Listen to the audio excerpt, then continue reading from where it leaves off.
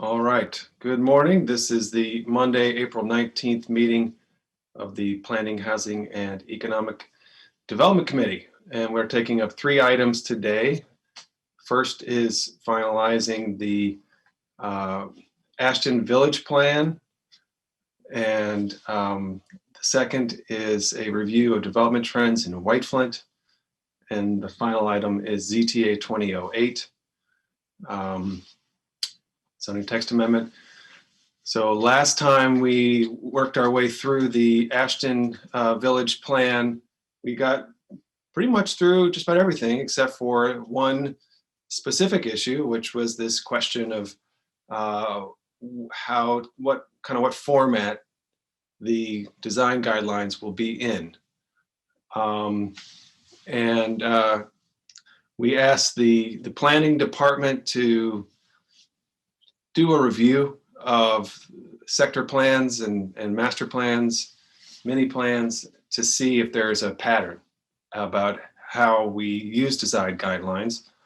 The conversation that we had was that typically the smaller area plans have more of a design focus because you're talking about a more discrete number of properties, generally speaking, and so it's more realistic to have a stronger emphasis on specific design elements, whereas when you're doing bigger, more complex plans, it can be a bit more broad and kind of frameworked rather than, nitty gritty. So today we're joined by Councilmember Navarro, who I'm sure represents the area, and I imagine you represent.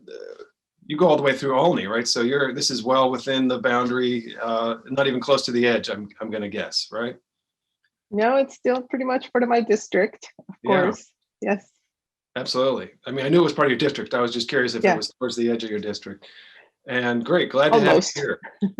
No, I want to thank you and the PHED committee for all the work that they've done so far, and working with the community and the alignment with everything that we are leading on in terms of missing middle, but at the same time recognizing, as you were just saying, that things like design guidelines in this case, are so important, especially for that really amazing part of the county. So, just wanted to be here and been watching everything you guys have done, and again, very much appreciate all the work.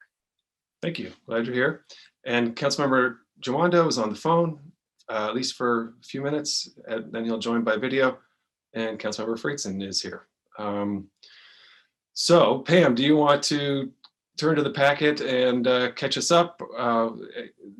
Packet is on the council website. Obviously, everybody knows how to find those. So go ahead, Pam. Sure. Good morning, everyone. This packet for the remaining piece that we do need to cover for the Ashton Village Plan really does focus on this one issue. As the chair has mentioned, it really is about whether the design guidelines, which are currently, there's a chapter 3 of the plan that has the broad overarching sort of design guidelines for the plan area. This is the broad picture that we think of when we think of how things should occur in the Ashton area. And then it has a more detailed chapter, I think it's chapter 5, which is titled Design Guidelines. If it stays in the plan, it should probably be renamed design recommendations or vision or something other than guidelines, because we do think of the ones that tend to accompany a plan. Those are called guidelines, and there's a process by which the planning board can modify those. And so the discussion really came down to whether those design guidelines should be an accompanying document or one that is included in the plan. And as the chair mentioned, the planning board and planning staff have sent over, and it's attached to the packet. It's a review of the last 15 years, how our design guidelines covered in master plans, and it varies, but a lot of the design guidelines that are small in size, I will say, so a few pages, tend to be ones that get included in the plan. Some of the larger ones, so maybe less so whether the size of the plan matters, as maybe it matters the size of this design guide. The design guidelines, the ones that are large in scope and nature, tend to accompany it. But there is a quote in the staff report that was sent over that basically says the zoning code requires any review of development in an area to substantially conform to the recommendations of a master plan and any design guidelines that have been approved by the planning board, which is pretty clear. That I think one thing to consider here, or just note for the community, is in zoning and in what the planning board has to find a necessary finding in, both are given a lot of weight. Like one is not substandard to the other. So I just wanted to make that clear for the community. Can you expound a little bit on why you make that point? I think you're getting at something here, but I'm not sure if it's totally clear what you're getting at.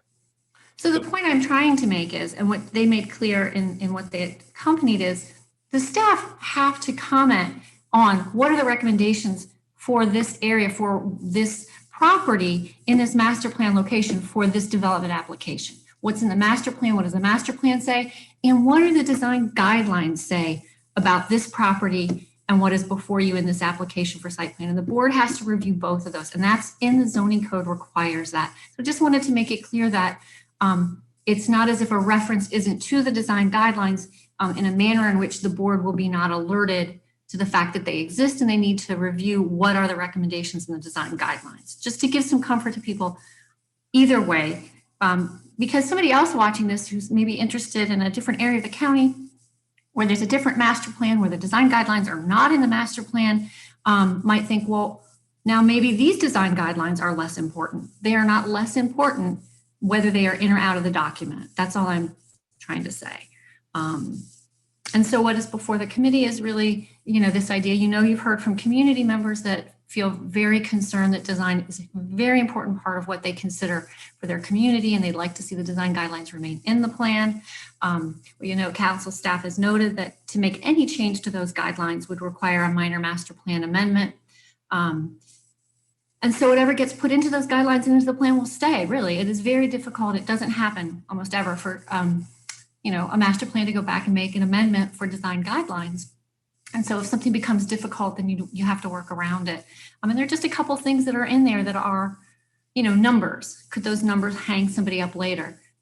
Although, last time at the last meeting, Director Wright was very clear. She said we had some design guidelines that weren't as specific in Sandy Spring, and some of the resulting development made us reconsider that in Ashton. And that's an important part of why this is here. So that's just a summary of sort of what's in the staff report. It really is about a dialogue back and forth.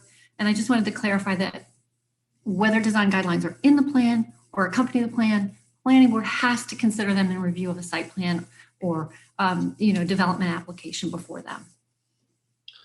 Thank you. All right, why don't we turn to Gwen Wright, and welcome your comments here, and then we'll go to council members. Thanks. And I think Pam covered it well. We went back and looked at the last 15 years of our master plans and really found that it was pretty much evenly split, half and half. Half had guidelines incorporated into the document and half had separate guidelines. In fact, a number of the plans you've reviewed most recently, including the Shady Grove minor master plan amendment that you just did, had the guidelines incorporated into the document. We have never had an issue with a request to amend design guidelines, whether they've been inside the document or outside the document. So I understand council staff's concern that, if such a request ever did come up, that we would have a long process. But I will just share that in the 15 plus years that we have been doing design guidelines, we have never had either an applicant or a planning board request us to amend design guidelines. The guidelines are there, the applicants and staff and board know they have to work with them, and they do. And we tend to find our way to successfully navigate regulatory cases and use the guidelines appropriately to do that. So in some ways, I'm just not as concerned perhaps about the problem that is being raised that, someday you might need to change these guidelines, because honestly, that has never really been an issue. I do think that, again, we appreciate the PHED committee sort of pushing us to take something that perhaps has been implicit and make it explicit in terms of what our policy is about guidelines. So at the very end of the memo that we provided to council staff that's in your packet, we lay out what we think the policy should be, and that's based on our many years of practice, which is that in general, guidelines are going to be within a master plan, except in specific cases where, because of the complexity of the design issues, it really merits a separate document.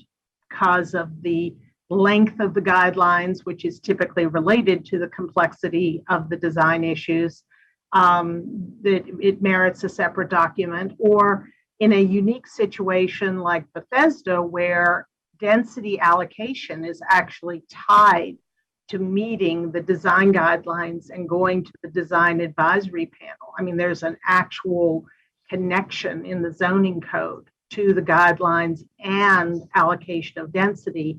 Then we think it should probably be, a separate document, which is both complex and long, so it meets the other criteria as well.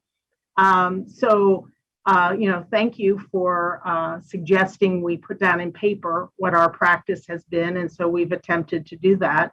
And I think all of that results in our continuing belief that the planning board got it right in terms of putting the design guidelines, recommendations, whatever term you all would like to use, in the actual Ashton Village sector plan. Okay, thank you very much. So I'll just share my view here and then turn it to my colleagues. I think we should keep them in. I think the framework that planning has prepared, showing their practice over the years, seems like it's been fine. And I also think it could be done differently. If we wanted to establish a practice that they're external, that's a possibility. It doesn't necessarily seem like it would be that, a huge difference, but I do feel like in this plan, to take it out now would be, it would really, it wouldn't show the right kind of fidelity to the community process. I think there's a high level of expectation that it will be in the plan, and I don't see a compelling reason for it not to be in the plan. And I think if we want to change the practice, we could change it going forward, but I wouldn't recommend we change it now. I think that we've got a plan here that hopefully is going to get some great results for the community, but a lot of the satisfaction about that will be over this particular issue. And, I think that it's a way to smooth the process for change and help, ease the conversation about what is going to be a change to the area. And I think it gives people comfort. So I don't see a downside to it. And I think there's a lot of benefits. And I think if planning wants to do it differently in the future, that certainly is an option, but I'd recommend we stick with this way for now. So, okay, we'll go to my committee colleagues first, and then we'll go to Councilmember Navarro, who's asked to speak. Councilmember Friedson. Thanks. First of all, thanks to planning for putting together some guidelines for the guidelines. I was a little bit concerned and of not really having a policy to fall back on of how we decide to do this, when it's included and when it isn't included. I think having something written down and something that we can turn to that everybody agrees on is important. In light of that, I'm happy moving forward with this and keeping it consistent. I do think that this is among the most common frustrations that we hear from community members related to the design guidelines and whether or not there is significant input and whether that they're being held to, so to speak. And so I do think that this as the chair mentioned, gives fidelity to that, I think is a good way to put it. But most importantly, I just think that having a policy and being consistent on that policy is really important as part of the planning process. And so appreciate the fact that we're moving in that direction, and agree that we ought to keep this as part of the plan. Thank you. Yeah, I'll just add, I agree. I think makes sense to keep it in, and especially with the explanation from planning, which is really helpful. And yeah, so I think I agree. I don't think we have any disagreement here. Councilmember Navarro. Well, thank you. I appreciate the fact that the committee seems to be poised to support this. I do believe it's great that there has been this, that planning has taken a look at this writ large, but also recognizing the particular characteristics of this area. And of course, what the community has communicated, which has always been, we're open to more amenities and more housing, but please pay close attention to this particular issue. I think this strikes a really good balance, and thank you.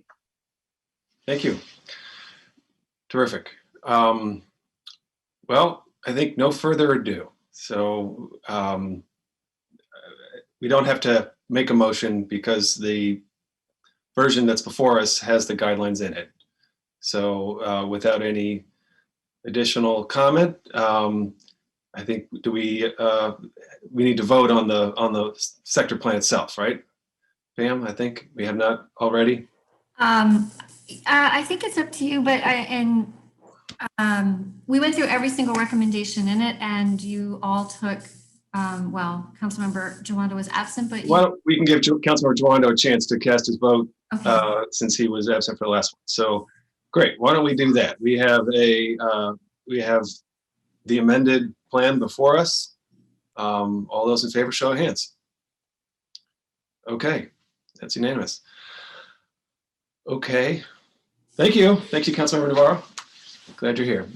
Let's move to the next item. And thank you to the staff. We'll see you at full council for the review, but appreciate your great work here and look forward to getting results for the community. So thank you. Thank you, Chair Anderson. All righty. Now we're back with the same team, different players. We're taking up the development trends report for White Flint. So Pam. Yes, good morning.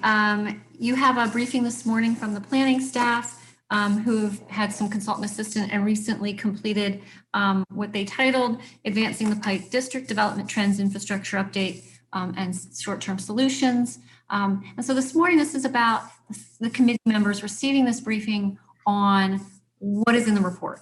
What are the trends that have been noticed in the report? What's the status of infrastructure, and a review of what these recommendations are. But we're going to schedule later after the budget, when we have more time, pull in some other stakeholders and interested parties and have a fuller discussion later in the summer about the actual recommendations that are in the report that's before you. But this morning is really for you to just hear about it so that you can come up with any questions or thoughts you have on it, and it'll give you some time to reach out to planning and discuss those further before there's comments and work session on recommendations. Okay. All right. Well, I want to make a comment or two and invite my colleagues to do the same, and then we'll turn it to planning to go through the report and share the presentation. So there's so much to say on this topic. I think the progress of this part of the county, as well as some of the challenges, are really emblematic and important to understand, because in 2010, when the council passed the White Flint sector plan, and we followed up that plan with White Flint 2 and even surrounding areas, Rock Spring, I think there was an expectation that having that plan, creating that plan was going to open the floodgates, and we were going to see a lot of investment coming in and a lot of transformation happening. I think the vision is right, but what has happened in the ensuing years has been a very slow amount of progress in fulfilling the vision. And I think that's tied to broader challenges facing the county. You know, on the one hand, you've had a slowdown of federal spending, particularly through NIH over this period of time. You had some consolidation in the life sciences sector out of the county. But you also had a lot of county policies that made it harder and less likely to get development. You know, for example, the moratorium, which was a cloud over a fraction of this part of the county, that made it really unclear whether, if you could line up all the money, could you actually proceed to implement part of the plan? And I'm pleased that we finally have, driven that cloud from the sky. And broadly speaking, I think we'll hopefully start to get more results. But I think what the report shows is very broadly that we're not going to get the transformation of our older suburban footprint into a really exciting, dynamic, urbanized footprint. We're not going to get that without a stronger job growth trend in the county, because it's the growth of high-paying jobs that incentivizes the private sector to build new housing to meet the demand. And then without that, they're not putting up the buildings. They're not making the changes. We still have a lot of those shopping centers that look fairly the same as they did, years ago. There was a lot of anticipation when this, the JBG building went right up. But I'm told they sold that building a few years ago at a hefty loss. Meanwhile, the White Flint Mall is dirt. The White Flint Metro is vegetation. And then there's a lot of concrete in the shopping centers.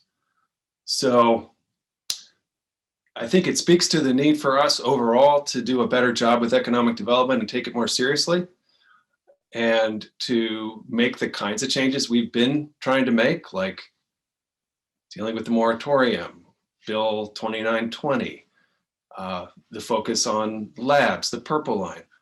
All of these things are going to create a more favorable environment, broadly speaking, and hopefully that rising tide will bring companies more to the area.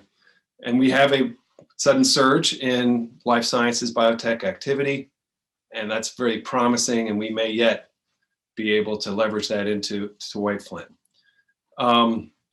So that's the kind of broader context as I see it. I also want to say I would love to do a follow-up at the committee, not here today, but I would like to do another discussion about the East County and development trends there.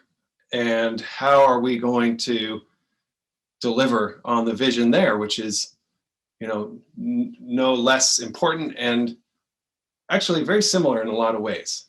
A federal lab or federal agency intended to be the focal point for a broader community revitalization. So I would like to do a PHED on East County generally, because I think the county has lost some of the momentum that we had to make that change and to bring it home for East County. Last point, I think we'll get into this stuff, but I am growing increasingly skeptical of this conversation about the county paying to build a academic building at the White Flint Metro. County executives talking a lot about that. I think it's trying to create an illusion about having an economic development strategy that really isn't there. And we've got a academic building at the Universities of Shady Grove, and we need the University of Maryland to focus, University of System of Maryland to focus on programming it. And we need to keep our eyes on the ball. So I don't want to, overemphasize that particular idea, because it's not a real idea. It's talk, but at the same time, I think, we're here to see what the private sector is doing and how the public sector can support that. And I think a lot of that's about the infrastructure, the other issues that we're going to be hearing about today that we've got to move on. So Councilmember Friedson, who has been working diligently with the partners in the area, and I know I sometimes lose track of these kind of details, but I know we had some conversations a few years ago about White Flint and the trends there, and that may have been what led to the assignment for this report. So, Councilmember Friedson. Yeah, well, thank you. Thanks for your comments. Thanks to planning for really great work here. I think it highlights a number of things. First, the challenges in this area, I will point out, are a microcosm of the challenges in the county.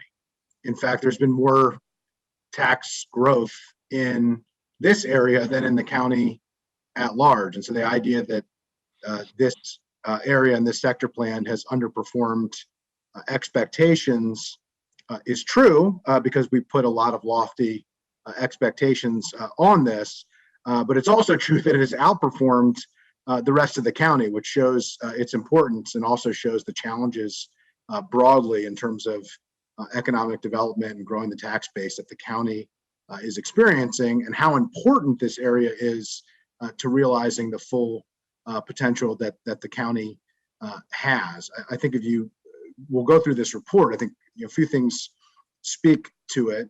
One is the need to advance the core infrastructure promises that have been made in order to make the private sector investment more attractive, and we have to fulfill that. I mean, the plans, White Flint 1 and White Flint 2, were predicated on an urban environment, turning parking lots into vibrant places, and that requires predominantly public infrastructure to be the bones and the skeleton of that, with the private sector making the hundreds of millions, if not billions of dollars in investment to fill in, and attach to those bones. And there has been less private sector focus than we would want, but we have to do more public investment as well. And there's also a challenge that we have had, unlike other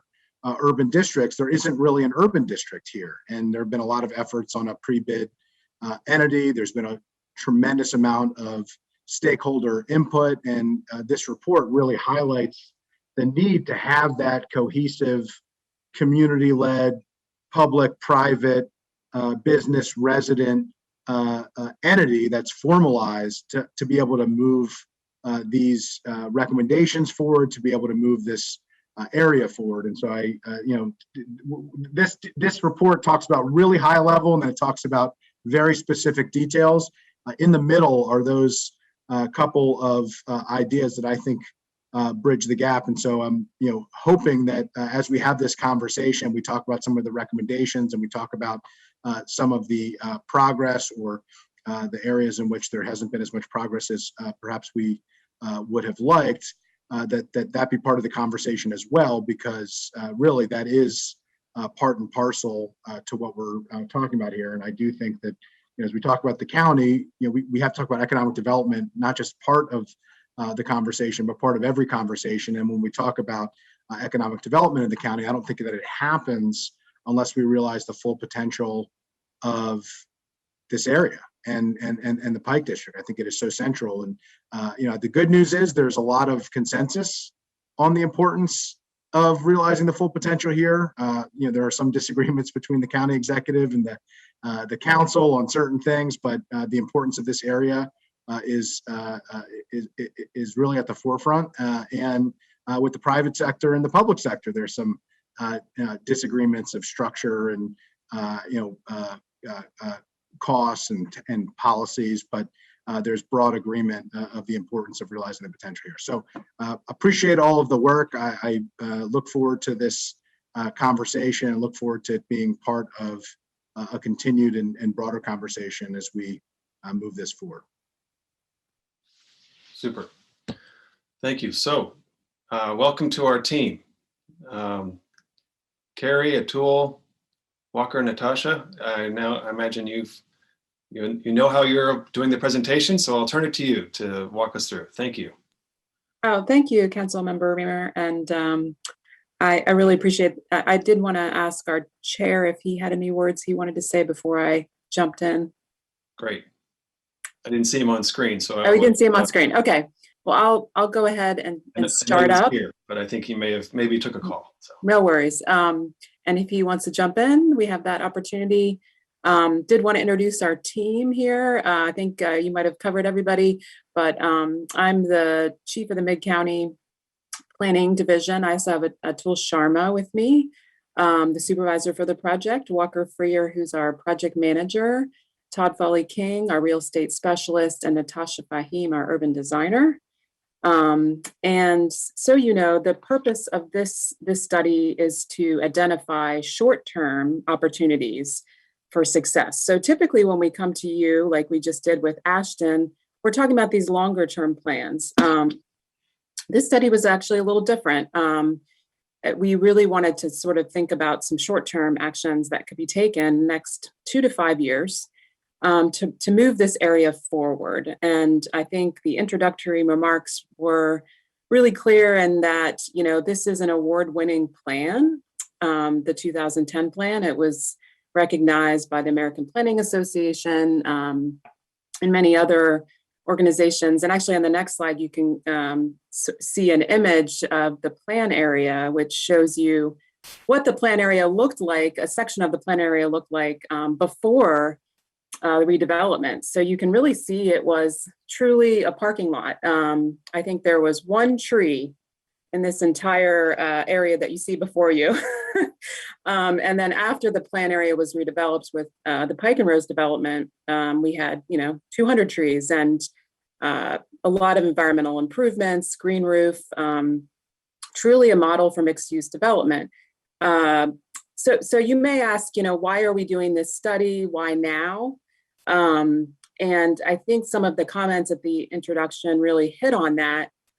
We have made some great progress as a county in this area, and we're recognized throughout the U.S. for it.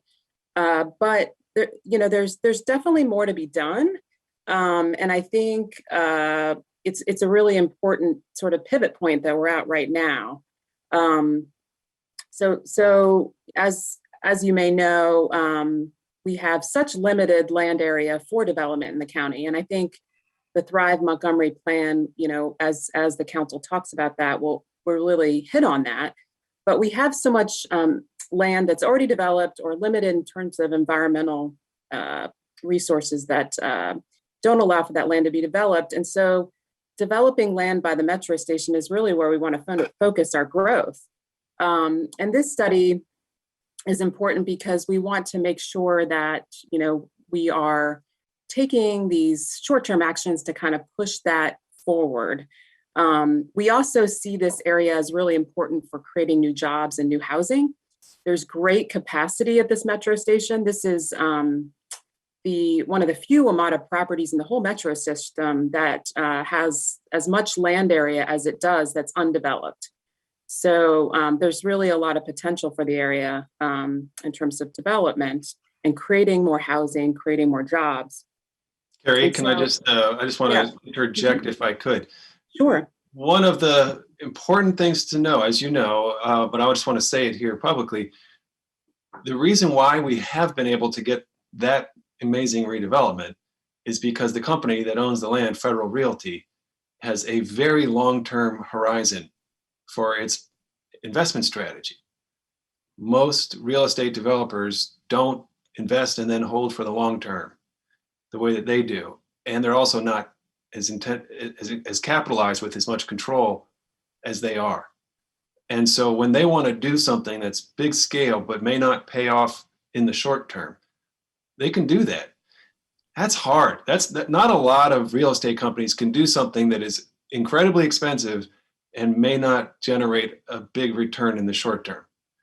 And that's why this happened. And I think that's why White Flint Mall is dirt. So I just want to say, please, for those who are watching, don't say, well, since it's happened there, there's no problem in White Flint. We're just really lucky that we have this owner willing to make this kind of strategy here. Because if it wasn't for them, the whole area would just be unchanged. So I wanted to make that point. Please continue. Thank you. Yeah, I do think that's a good point, and I do think that is unique about this area is that yes, that particular development is unique in that way for sure. And I think actually that kind of leads me into my next point, which is there's a lot of capacity left in the plan area, and we're going to go into that in a little detail here, but it's going to be really important to recognize that there's significant density for both housing and new jobs, new commercial development in the plan area. It's amazing to see that visual, and it shows. Yeah, it's a helpful reminder. Great point. Yeah. So if we go to the next slide, you can just better understand why we're doing the study, and I think our goals from this study were to really accelerate. We know it's a good plan, but we really wanted to accelerate the transformation of the area into a more mixed use and walkable area. And the next slide, please. We have actually, I'm excited that, in the last 6 to 8 months, we've seen some additional momentum in the area. I do think, most of what we'll be talking about today is, where we can improve. But we have seen an uptick over the last 6 to 8 months in terms of applications filed, a new concept plan. And this is both for White Flint sector plan area as well as White Flint 2, which is just out, properties just outside of this metro station area. We've seen, over 2 million square feet filed in the last few months. So I think we're like, as I said, we're kind of at this pivot point or this, potential change here. And notably, one of those is an office building in the Pike and Rose area, but also what we call Rose Village, which is just west of Pike and Rose, and it's a different developer. It's not Federal Realty, and that applicant is working on a very large concept plan for Rose Village. So we are seeing some movement. Also, North Park at Montrose is a very large residential development that's happening. The next slide, please. Just moving on. I know we have a lot of information for you today, and want to make sure I move along quickly here. I did want to recognize that public engagement's been a big part of this effort. We have worked extensively with the community. And one thing that we have heard throughout the process, and both our interviews with stakeholders as well as our community meetings, is that in order for the area to move forward, walkability is extremely important. And that's kind of a planner term, walkability, but it basically means how easy and safe it is to walk around. Our Thrive 2050 plan really talks about how 15-minute living is super important. Being able to walk to where, to do errands, to walk for enjoyment, for, as we have discovered in the pandemic, for mental health, it's super important too. And for equity and advancing Vision Zero. So we have heard this throughout the process, and we really feel that this is integral to moving this area forward. And that kind of takes me to my last 2 points. This plan this study is implementation focused. And if you go to the next slide, please. And actually the last slide I have kind of shows you what we feel are sort of the top priorities. And we definitely want to hear from you all, from our council members, to just sort of give us your input at the end of this presentation about what how you feel these priorities rank. But what we've really heard is, like, through our analysis, but also through our engagement, is prioritizing funding for projects that improve walkability is really important. And we've seen that in other areas that have, at a tipping point like this, have taken actions to improve walkability, and that's really propelled the area forward. We also think implementing elements of the proposed boulevard on Rockville Pike prior to the construction of bus rapid transit is a great idea. And when we talk about that, we're talking about maybe some temporary elements, pedestrian safety or walkability elements that could really create a different environment there that would make it feel like a more cohesive and walkable community. And And then thirdly, supporting the creation of a bid. And this is something that we've heard from a lot of stakeholders. We had a couple letters of support from different stakeholders for the study, but establishing that bid is going to be really important to continuing to activate and create active streetscapes and placemaking. And then lastly, supporting comprehensive evaluation of different infrastructure financing mechanisms. So we're going to go into that toward the end of the presentation in a little bit more detail with our real estate specialists here. And with that, I will actually turn it over to Atul Sharma, and he's going to walk through some activation examples we have worked on. Thank you for your Thank you. comments. Yeah, please go. There you are. Great. Didn't see you. Good morning, everyone. Great to see you all virtually. And for the record, I'm Atul Sharma. I'm an urban designer and supervisor of the special projects team in Mid-County that's undertaking this initiative. For this project, we were fortunate to assemble a very diverse team of staff that is not only intimately aware of the vision of the sector plan, but also brings extensive private sector experience in building walkable urban places from a design, transportation, and real estate development perspective.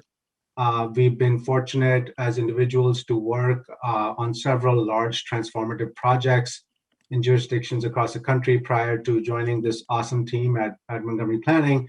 And just wanted to highlight a few key trends that we've seen emerge in the past decade since the passing of the plan.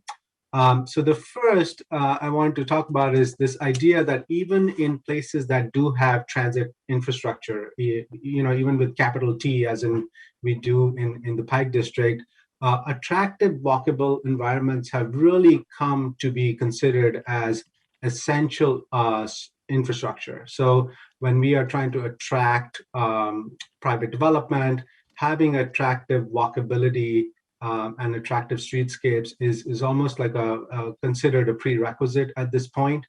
The second thing I wanted to highlight was that, given the intense competition for job creating uses, it's really become critical to create a sense of place there earlier on in the implementation process. What we've seen otherwise is that, developments might stall due to a lack of brand recognition or the existence of several competitors in any given metropolitan region. And we all know that our metropolitan region is extremely competitive. And then the third trend I wanted to share was that, private developers and public entities alike are increasingly undertaking more interim improvements and activation efforts across the country. These are often considered as a stepping stone, as a necessary step towards the final implementation of the larger, more capital-intensive projects. And this is especially true in areas like the Pike district that feature very large properties that can take multiple decades to develop, even in strong markets. Underutilized sites in the Pike district present a great opportunity for activation and interim uses. This can jumpstart sort of the implementation of some of the larger infrastructure. It can be used as a strategy to attract some employers, but it does need a coordinated effort between county agencies, partners, and property owners. And I think this is kind of related to the comment made previously that an entity that sort of manages those relationships is really important. On this slide, you see a few images. On the right is a photograph from Brooklyn.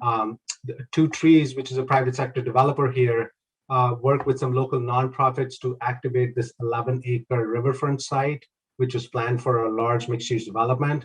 They were going through a multi-year entitlement process, so didn't want to wait to create a there. They issued an RFP, and within 3 months of the selection of a partner nonprofit, they came in, they built this awesome bike park, some community gardens, and some play areas.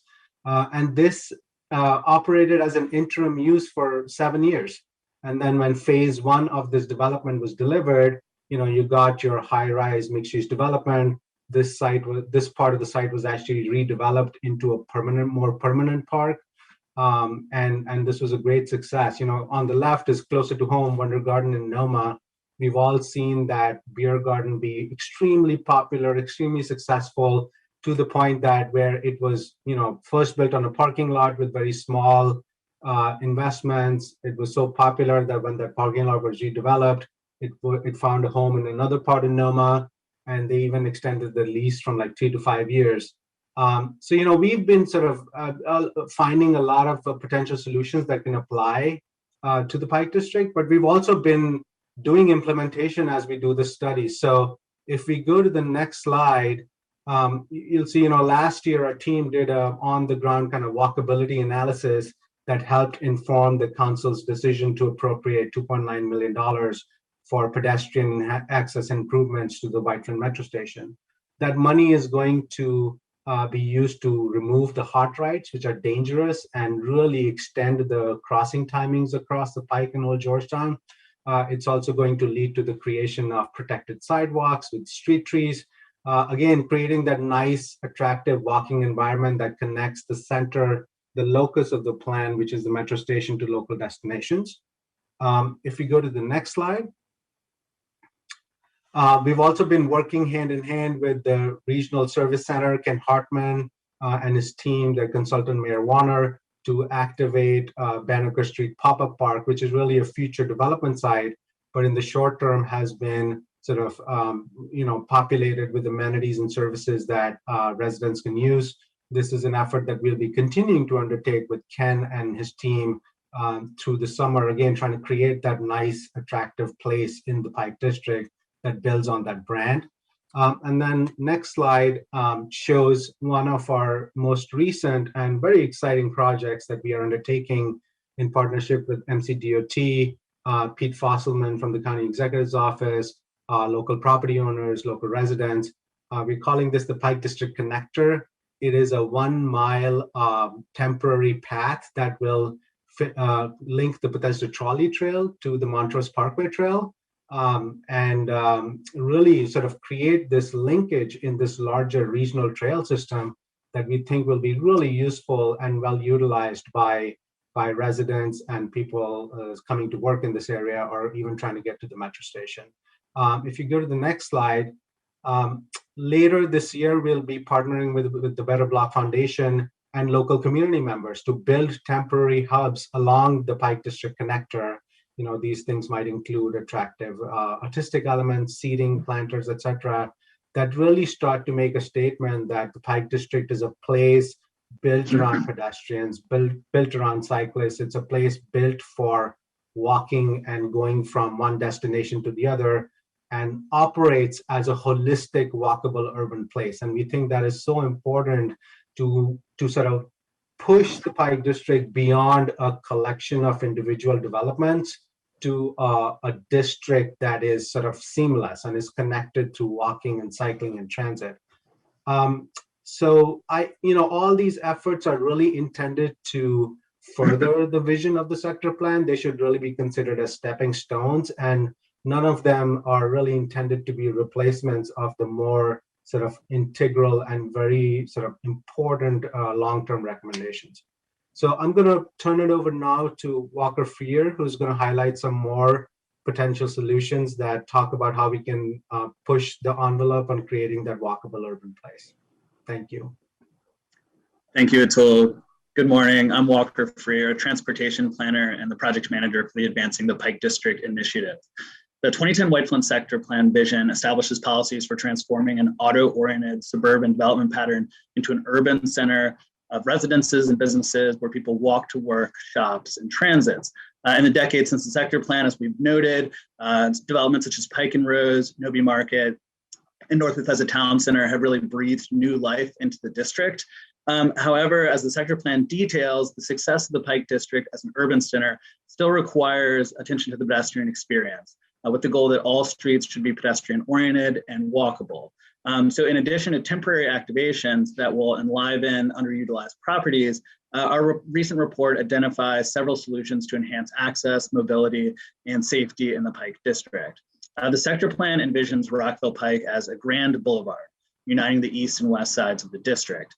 In addition to the wide sidewalks and bike lanes that are planned, the centerpiece of this boulevard concept is bus rapid transit operating in dedicated lanes.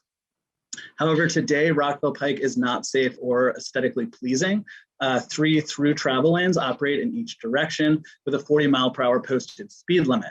High traffic volumes, narrow sidewalks with minimal or no separation from traffic, and multiple turning lanes at wide intersections inhibit walkability.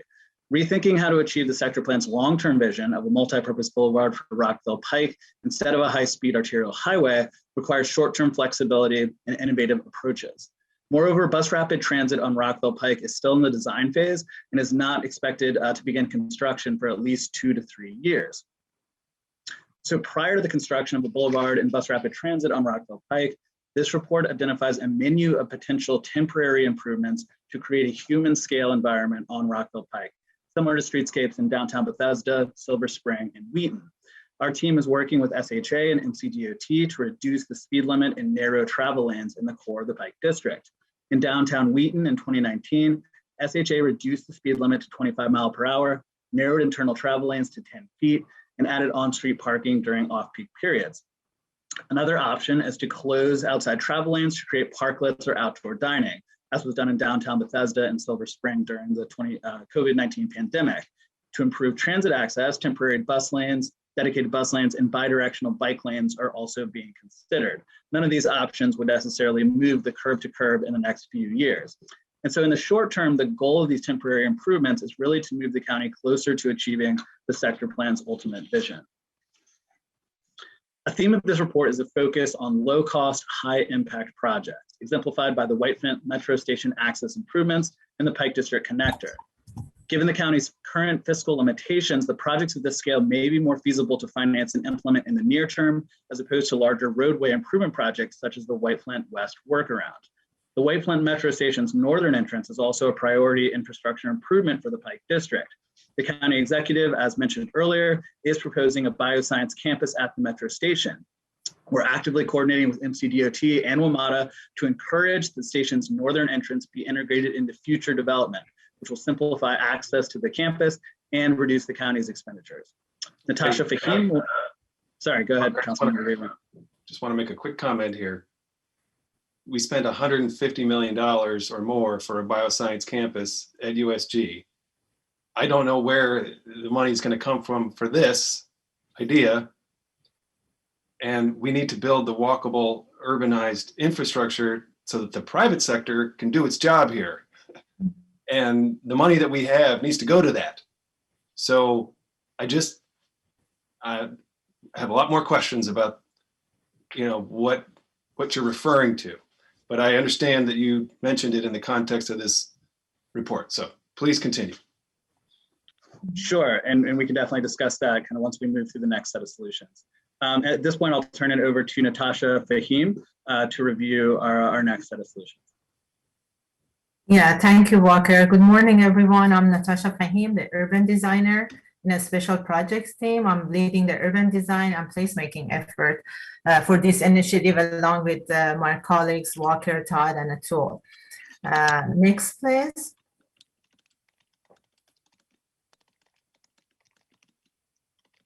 So as we all know, like a successful places always rely on the quality of the great urban places and the buildings. That's exactly why that the Whiteflint sector plan tries to unify the Whiteflint area around the urban core that today we know it as a Pike District. Where active street public spaces, the streets, parks, and plazas organize the very built environment that gives a unique style and character to the area.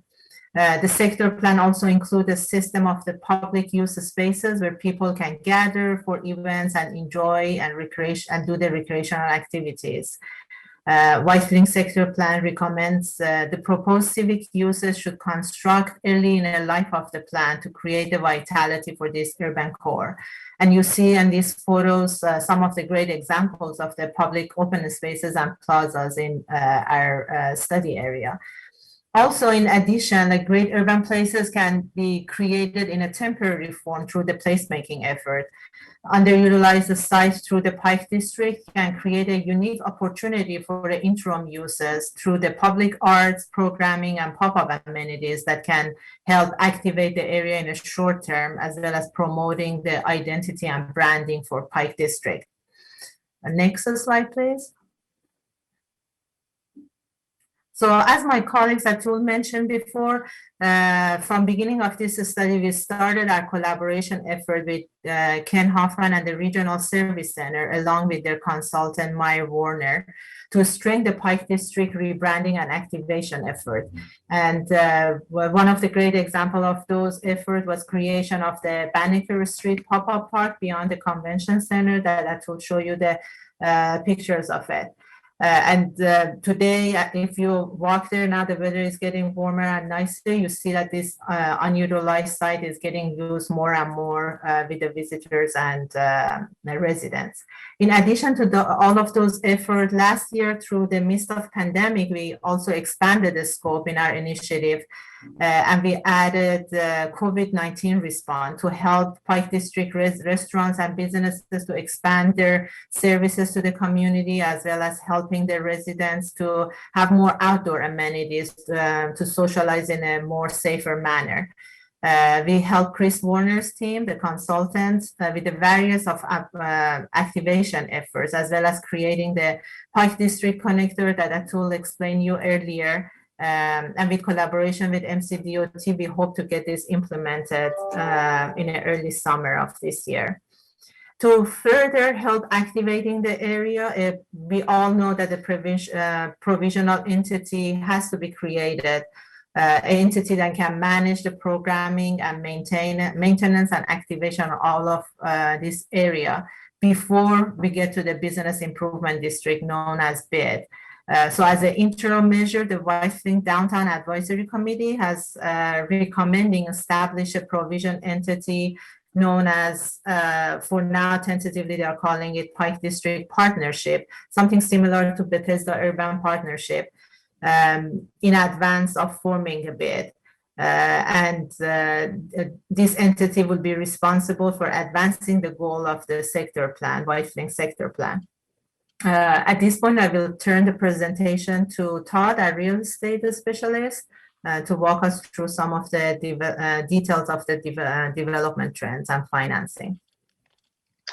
Thank you, Natasha. I'm Todd Foley-King, the real estate specialist with Montgomery County's Research and Strategic Projects team. The solutions our team's highlighted have come from the analysis we did of the development trends here. Next slide, Walker. The report identified 20 solutions to prepare the Pike District to catch the next wave of development when job growth, construction cost, and rents come into better alignment. It focused on development trends that we've seen since 2010, a little bit before, and the performance of the real estate market to generate those solutions, and was informed by a series of interviews we conducted with stakeholders from the Pike District, including some of the notable landowners and developers there. Next slide. Firstly, the report recognizes that there has been meaningful success and progress in the Pike District, as Councilmember Friedson stated in his opening remarks.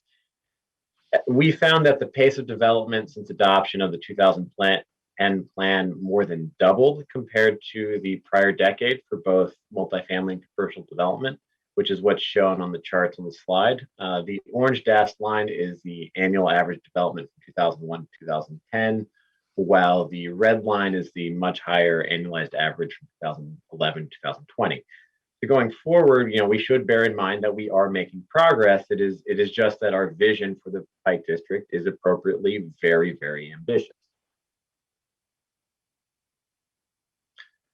Secondly, we found that there remains a lot of development potential in the Pike District, and we heard from developers that the neighborhood remains very attractive over the long term, even if any particular project today is not viable in today's market. Nobody is selling and moving out.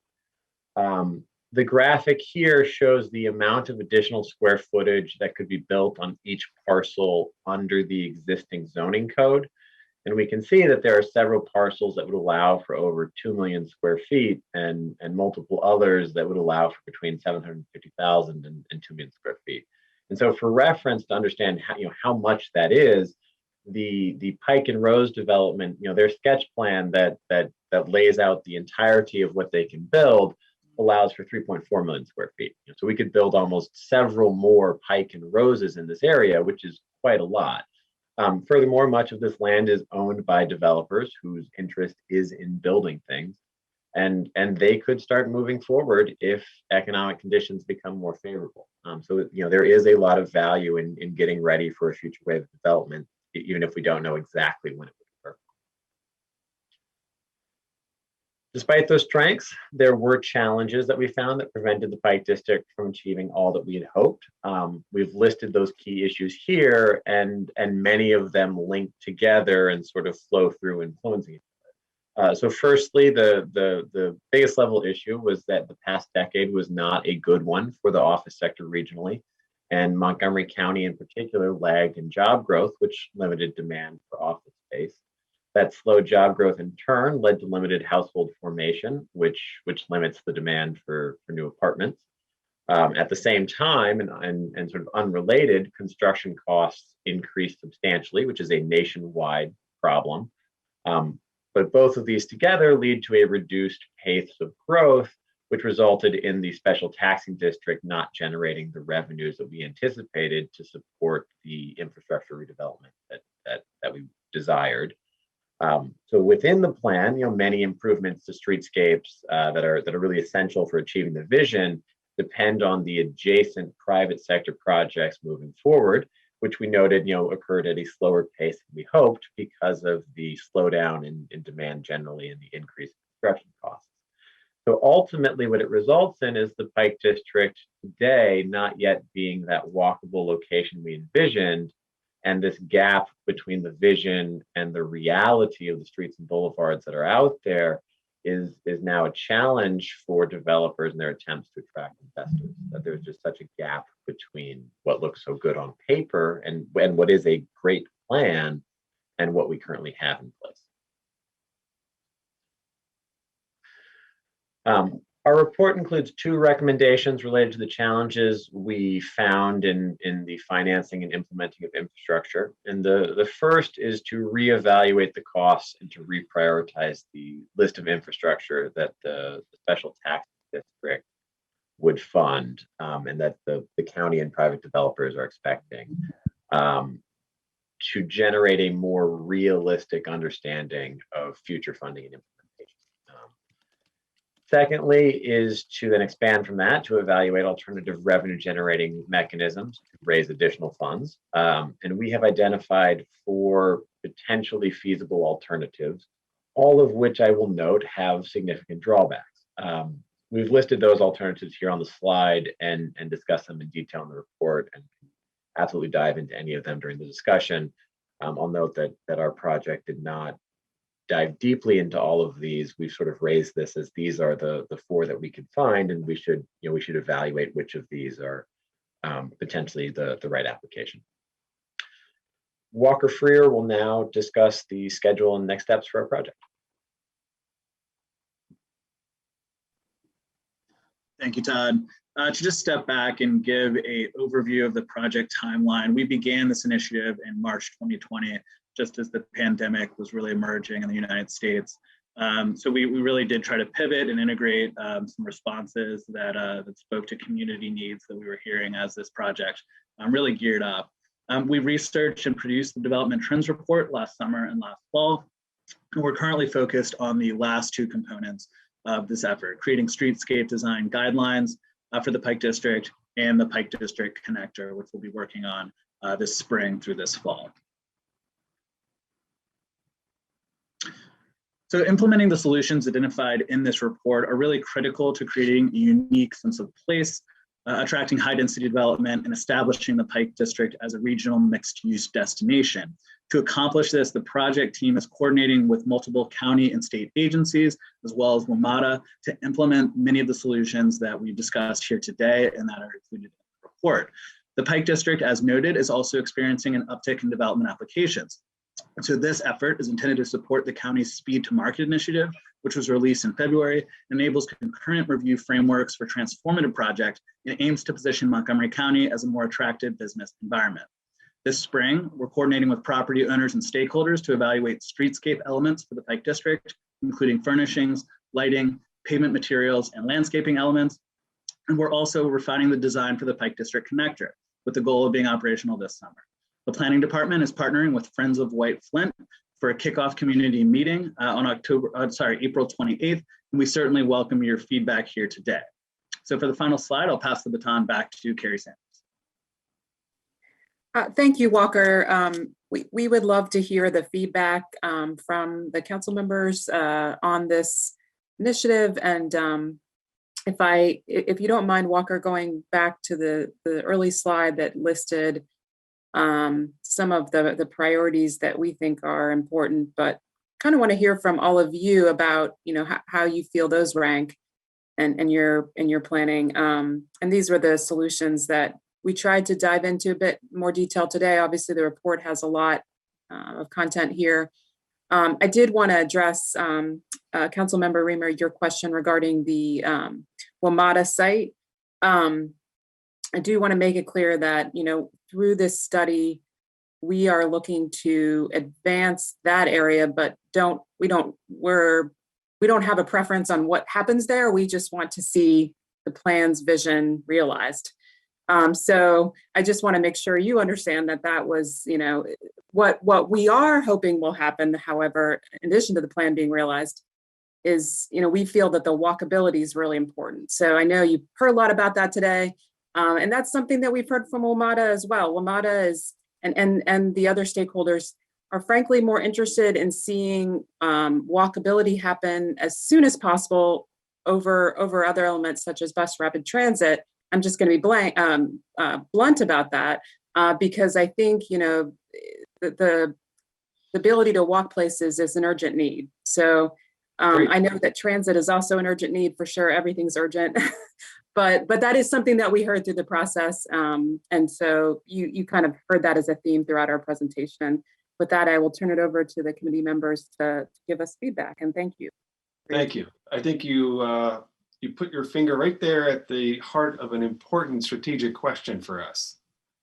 And I have a few comments I'll make and then turn to my colleagues. But first of all, I just want to strongly endorse the idea that we should be investing in walkable infrastructure for the Pike District first and foremost. And I think we've had this somewhat escapist idea that a grand BRT plan is going to carry us off into the sky and to a better place. And while we've been talking about that for all these years, we could have been doing more right here, right now to support the private sector's growth. And making the area urbanized is creating that fabric and that context that makes it more attractive, it's already served by Metro. Transit service is quite good there. And now that we've got, I believe we're getting back, Metro increasing its peak service so that half the trains don't stop at Grosvenor. They all go through to Shady Grove. We've got a lot of transit service for the area, but what we're lacking are some key features of that service, like, a northern entrance to the station or an attractive, appealing pedestrian environment. When I'm walking, and I occasionally, have walked in between the Metro station and say the conference center or Pike and Rose, it's like a desolate area for a pedestrian. And until we fix that, it's impossible to see the future for that area. And then that's going to limit the amount that people want to invest in it. So I really just strongly believe that while bus rapid transit is a long-term vision for the area, what we have to do is build the community that we want now and create that urbanized context that will be appealing, where life can happen and companies will say this is a great place to be, and then we'll get a lot more progress there. We'll get a lot more momentum there. So that was, I think, the spirit of that is partly behind why we wanted to do this report and why we wanted to move forward on the immediate improvements in pedestrian infrastructure and the placemaking. It's like let's stop talking about what might happen in 20 years and let's start talking about what we can do now to make a difference and take things, one step at a time, one day at a time. So, personally, that's, I think we've got to fulfill the infrastructure promise.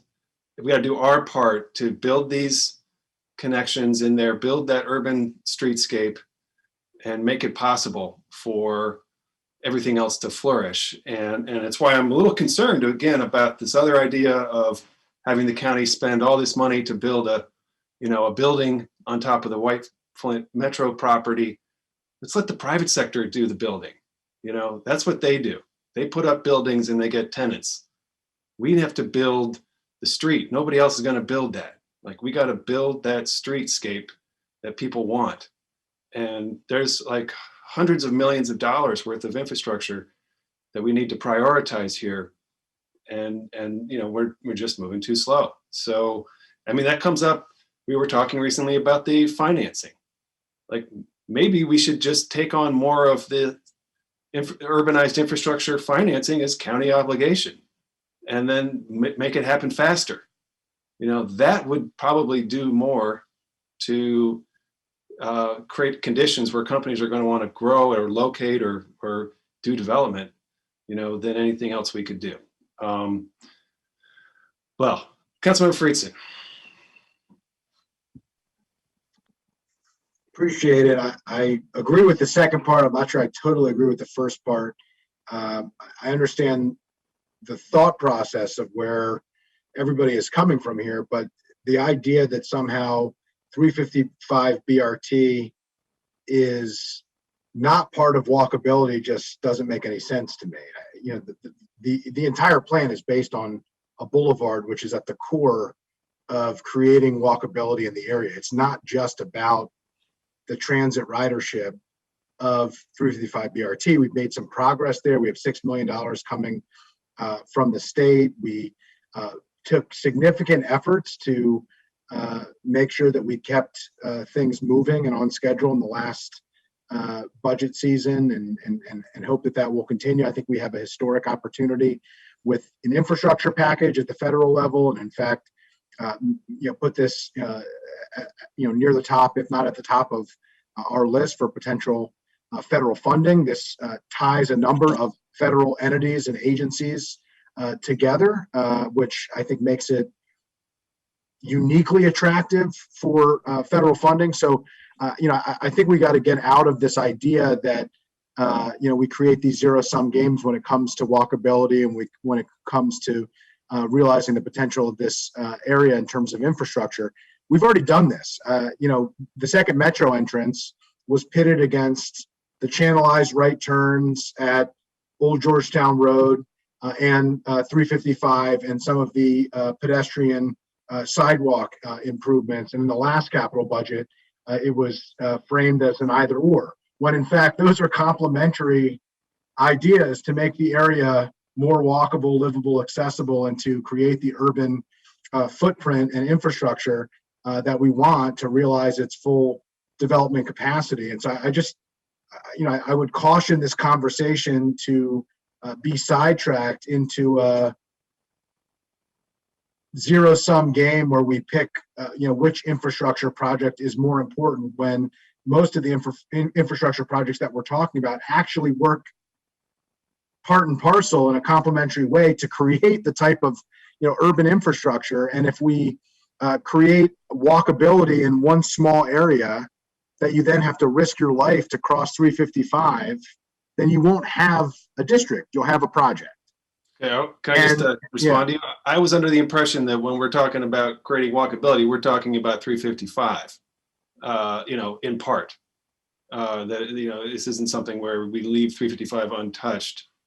So, you're referring to.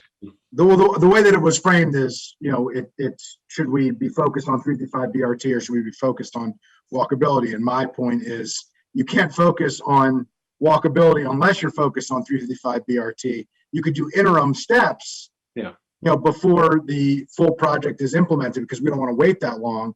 But the way that we frame and talk about this and ultimately implement it matters. to me. So I just wanted to note that because I think that it's really important, and the same holds true with the second metro entrance, where we've done the same thing, where we've said, oh, instead of the second metro entrance, we're going to eliminate channelized right turns and create better sidewalks in front of some of the development projects, when in fact you want to eliminate the channelized right turns to make it safer and have more properties that are within the half-mile walkshed to create a better environment. So I just think it's important that in order to meet the full potential of this area, we need walkability, and that starts with core infrastructure. And most of those responsibilities are government responsibilities, are public responsibilities. And if we want to see this area reach its full potential, we have to be serious about what we're willing to commit to and see happen. And I think some of those are short-term solutions that planning has done a really interesting job of putting forward some ideas. And there's already been, I think, good incremental progress on that by Meyer Warner and some of our other partners, and Chris Warner and Ken Hartman and others deserve credit for some of the creative approaches that they've taken, even in challenging environment during COVID. But ultimately, we need shovels in the ground. We need to create the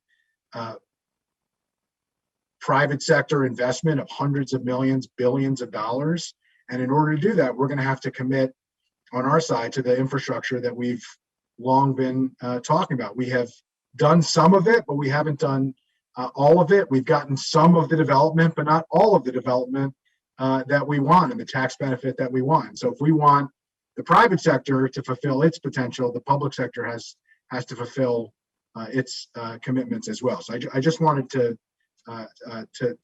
note that. I do think that walkability is critical here. I think that there are intermediate steps and long-term steps, and we need to do both, and they should be working together. And I just want to get out of this dynamic where we pit a long-term project against a medium-term or a short-term project, as opposed to saying, how does the short and medium-term project help us get to the ultimate long-term project and keep that long-term project on schedule? Because I think if we do one versus the other, we end up taking one step forward and two steps back, and that doesn't get us to where we want to go either. Carrie, did you want to, maybe just kind of reframe some of the questions that you have for us, or Sure thing.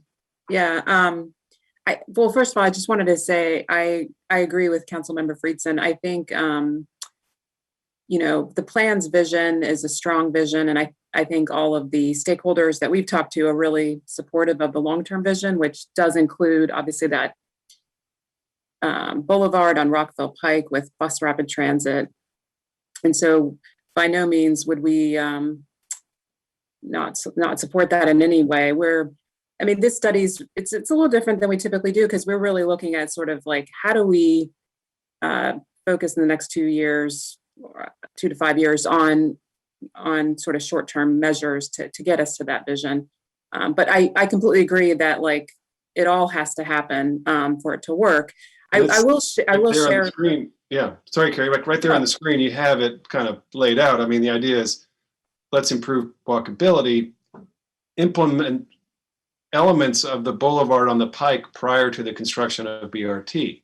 Mm-hmm. Yeah, I think that's kind of what I was saying, was like, let's rebuild this area, and then when BRT is ready, it will, this piece will have been done, and that's so much less that we have to do of the rest of the system. Sure, it's good. It can be phased. I think it's a balance, right? Because you don't want to be so focused on the short term that you don't advance the long term. Both are very important. I have, from my own experience when I was in Northern Virginia, seen it done on Route 1 where I worked, and Arlington and Alexandria, where sort of the bones of the BRT were put in first, or the skeleton. I don't know, making sure that the bus stops are accessible, making sure that there's like a comfortable walking environment, to wait for the bus, and when you get off the bus, you can cross the street safely. So those items, putting those in place first, which is what was done in Virginia, I think sets the the transit up for success. And also sort of meets the ability to, when you get off Metro, be able to cross the street and walk, to the new developments from the Metro. So I think it all works together, but yeah, totally understand that we don't want to lose the long-term vision. It's more just, how do we get it ready so that, so we can set ourselves up for success in the long term. Yeah, just one quick comment is on 335 BRT, one of the key elements to that is dedication of the frontage of the properties. And so anything that we do that talks about walkability should be focused on how do we take interim steps to incentivize dedication, to show progress on 355 BRT, which would help short-term and long-term goals, and then ultimately move 355 BRT forward. If we're seemingly focused on short term and somewhat indifferent towards 355 BRT and the ultimate boulevard that is literally the core of the Pike district, then we miss out on both. And that's what I'm trying to avoid, and I don't want to get too cute here where we focus on very modest short-term improvements that are slightly better than the current conditions, but not necessarily anywhere close to what we would want to do and what we would want to have, and then miss out or significantly delay the progress that we would have, because I actually think that we're making progress on that. And I think, pivoting or declaring defeat, 3/4 of the way through the game, I think is a failed strategy personally. Yes, Councilmember Friedson, I think you're raising some really great points, and I think what we've found in our both analysis and looking at other places is like this idea of like how should we sequence the longer term. It's not about you get this or you get that. It's more about strategically sequencing that longer term project such as BRT. Some of the and it is happening in small increments even now, both from the county side and the private side. So you all have obviously appropriated some money for eliminating those hot rights and stuff. And then I'll use the most recent example we reviewed of the office building in Pike and Rose, where they've, as a part of that project, they've dedicated the land, but they haven't left the land just kind of unimproved, waiting for BRT to come when it comes. There is actually a very walkable, attractive space in that frontage of that building on the Pike, which is designed in a way that when BRT comes, you don't have to come back and rip all that out. It's really sort of thought through in a sequential way. So you get the land dedication, you get walkable environments today, but all that is done in the service of creating the longer term project, which is the sort of beautiful BRT Boulevard. So I think it's sequencing is really our sort of main sort of message here, is that if we can try to sequence that project as opposed to try to do this versus that, I think we'll all be gaining a lot more from it. I appreciate that. I would just say the sequencing should be accelerating to me. I mean, yes. Widespread agreement on 355 BRT. The county executive is a strong supporter of it. The council has been a strong supporter of it.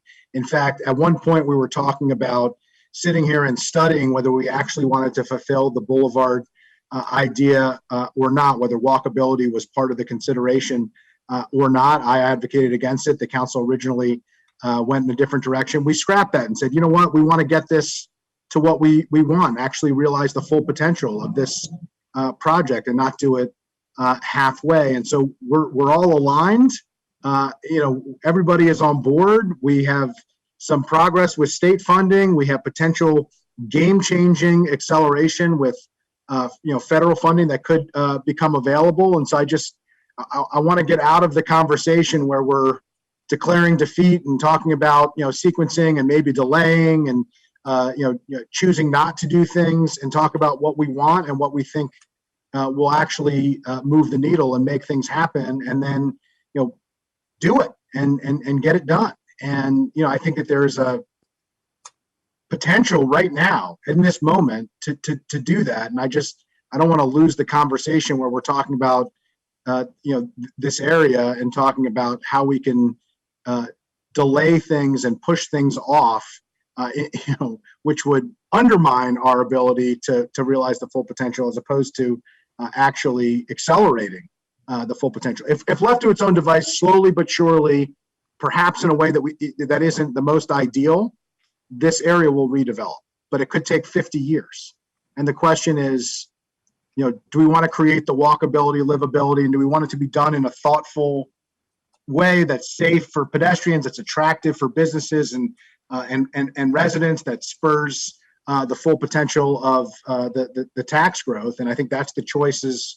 Those are the choices that are before us now as we move forward. And I think the answer is accelerate it and double down on it, not delay it and walk away from it. So I just, I don't know who's talking about delaying and walking away from it. I'm not.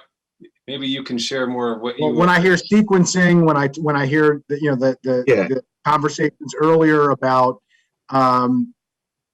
transit versus walkability, it's not transit versus walkability. Transit is walkability. 355 BRT project is the core. You may be reacting then to my comments. I don't know, but yeah, could I chime in at some point here? Yeah, let me just make a quick comment and then I'll turn it to you. I don't know if you're referring to my comments or not, but the point that I'm making is, let's get focused on implementing this plan and spend more of our public resources on building the infrastructure that we know we need there. And let's stop waiting for a $1 billion, total rebuild of Rockville Pike. Let's build this area out to be what it needs to be in order for it to become an appealing and attractive urbanized area.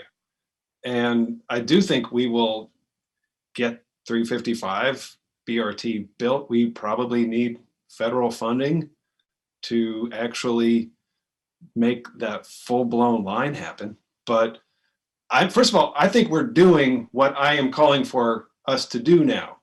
For the first time in a while, we are actually now spending money on removing some hot rights and buying street furniture. Like, that's because of this conversation that we should be executing more here and now and not just waiting for the grand plan one day.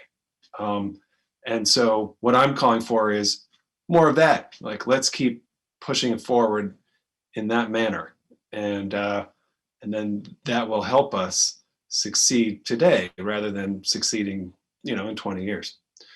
Councilmember Joando. Thank you. I guess listening to all this for the last, hour or so, I just want to, maybe it's planning. They wrote the report. I mean, the way Ms. Sanders teed it up, there was to Councilmember Friesen's point, there was kind of like, we need to do one now and kind of wait on the other. That did come across, and your comments reflected that as well, Mr. Reamer. And if that's not what we're saying, that's fine.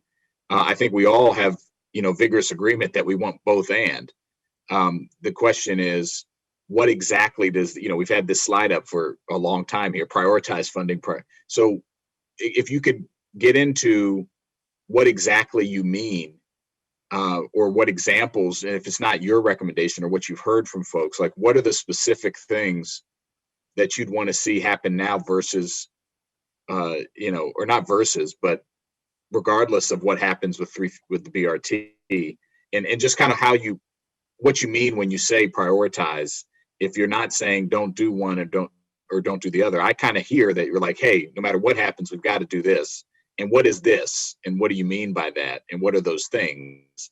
I think getting more specific might help. Sure thing. I really appreciate that comment, Councilmember Joando, because I do want to make sure it comes across clear that I'm not prioritizing, walking over transit. That's not what that wasn't my objective. No one wants, right, sure. Yeah. What I'm trying to just simply say is that, it's things like, to give you more specific examples, and Walker, I know you're on the call too, so you could definitely chime in, but to give you a specific example, our staff and the community kind of crossed the intersection in Old Georgetown on 355. And it took upwards, just by pushing the button and trying to cross the crosswalk, it took upwards of like 10 minutes just to get from like one corner to the other. So things like changing the signal timing, which is, sort of low hanging fruit and in terms of walkability, would be great. And I think like that would be a huge improvement to improve walkability. Or other examples that we have a sort of a walking assessment that we been working with DOT on, that kind of maps out a lot of the intersections where we're seeing issues. Creating a buffer between the sidewalk and the travel lane, so that like, if you're walking along the street, you're not like walking along an area where a car is going by you at 50 miles per hour. That can be pretty intimidating. Yeah. So I think, these things would complement transit and make transit safer.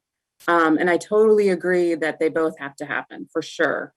And this has been a great discussion for us, because we can kind of see, when we have those priorities up there, what you all are interested in. That was sort of the goal of the discussion for us, is like, understanding better what the priorities are.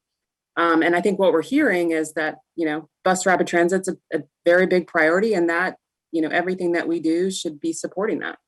Yeah, well, I appreciate that. And if your other colleagues want to chime in, but yeah, I worked at off of Old Georgetown Road at Worksession Montgomery for about a year. And I used to walk all around that area and you're right. It's not hospitable. And we do need to do things to make that much better. And hearing some of those specific things is really helpful. And I'd agree with that 100%.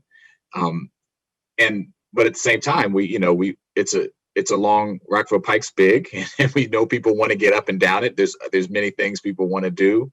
And it would make it more, it's an absolute priority to make it more accessible and easier to navigate for folks to get BRT. So I appreciate you reiterating that we need to do both. And I agree. So that's helpful to me.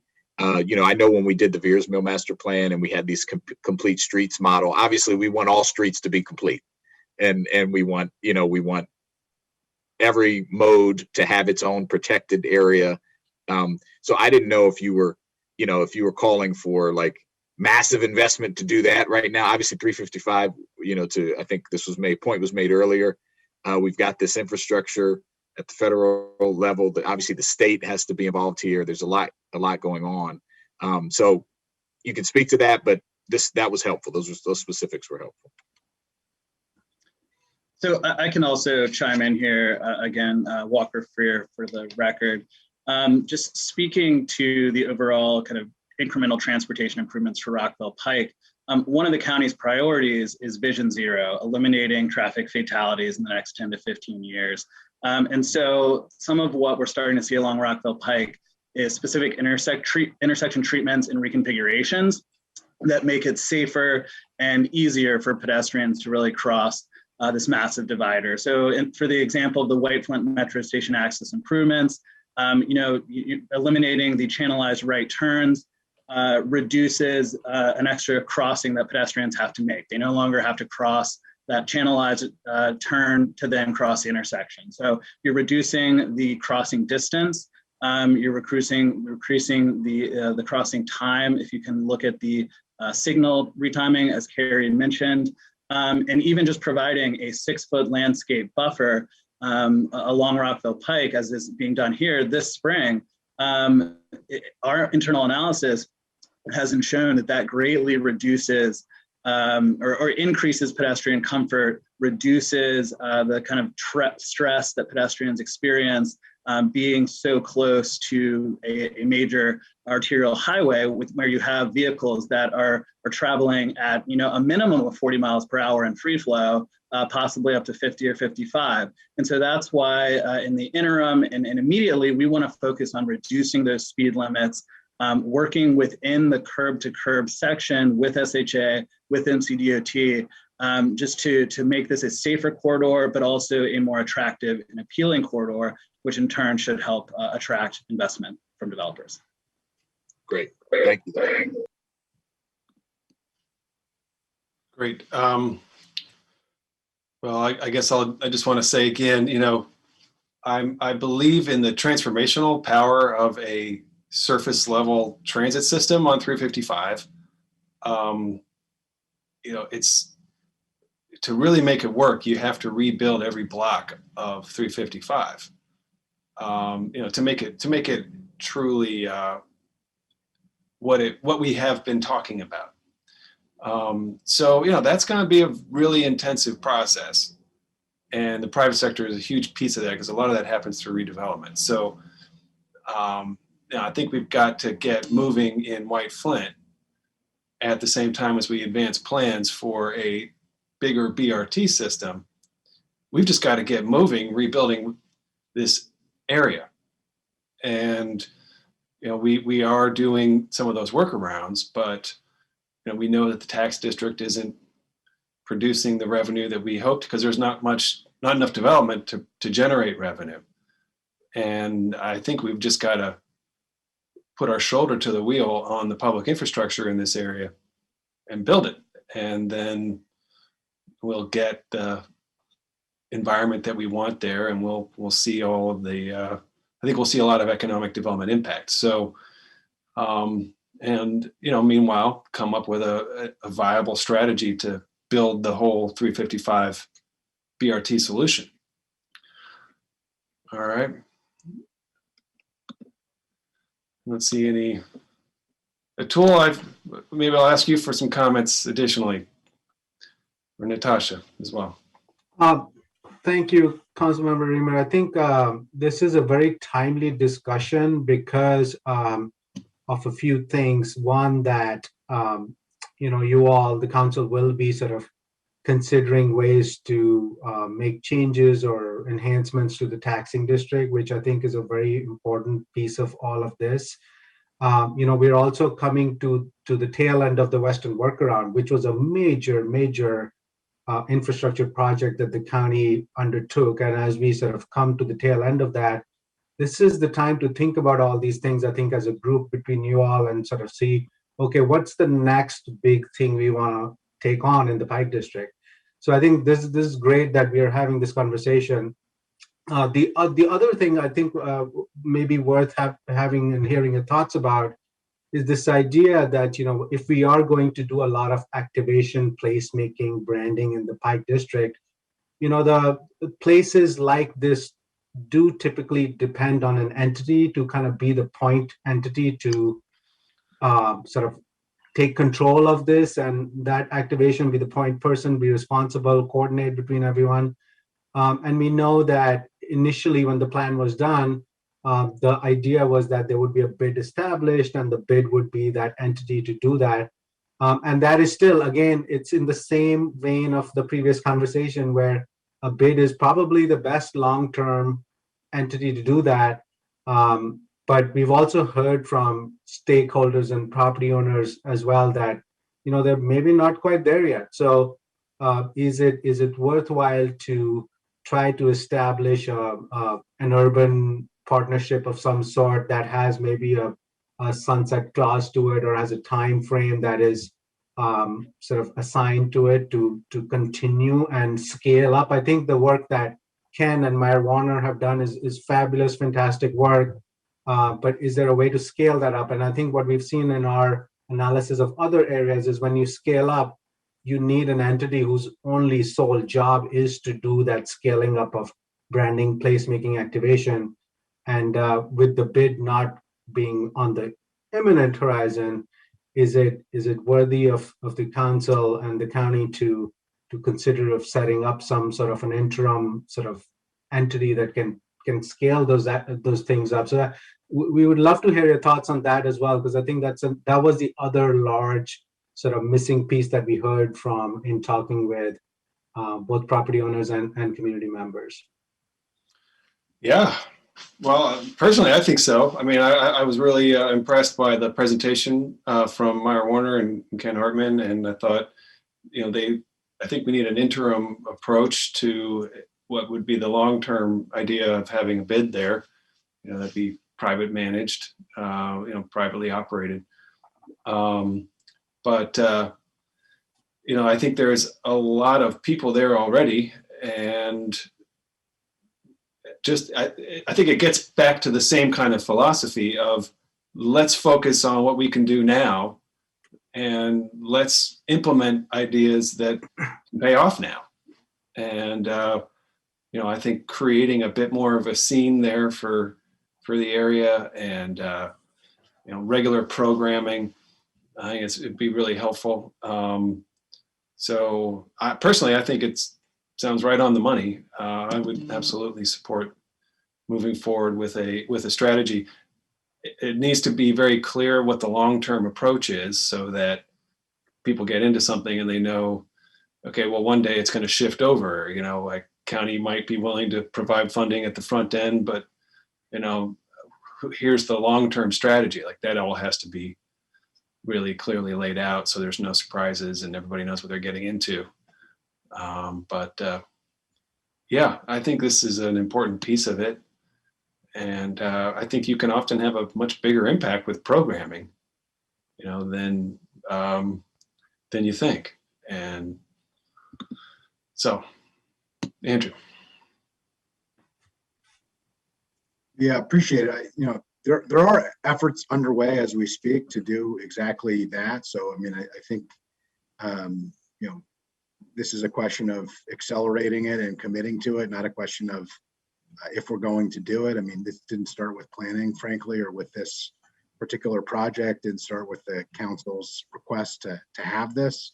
The implementation committee, has been discussing it. There's a number of groups within the area that involve the relevant stakeholders that would be part of that group. And the question is, what does that look like? How does it work? How do we, start it, and how do we move to the next step of it? But I think this, unlike in other places, because there's a pseudo tabula rasa here, it's much easier to create a bid, frankly, without some of the challenges that you perhaps would have in other places.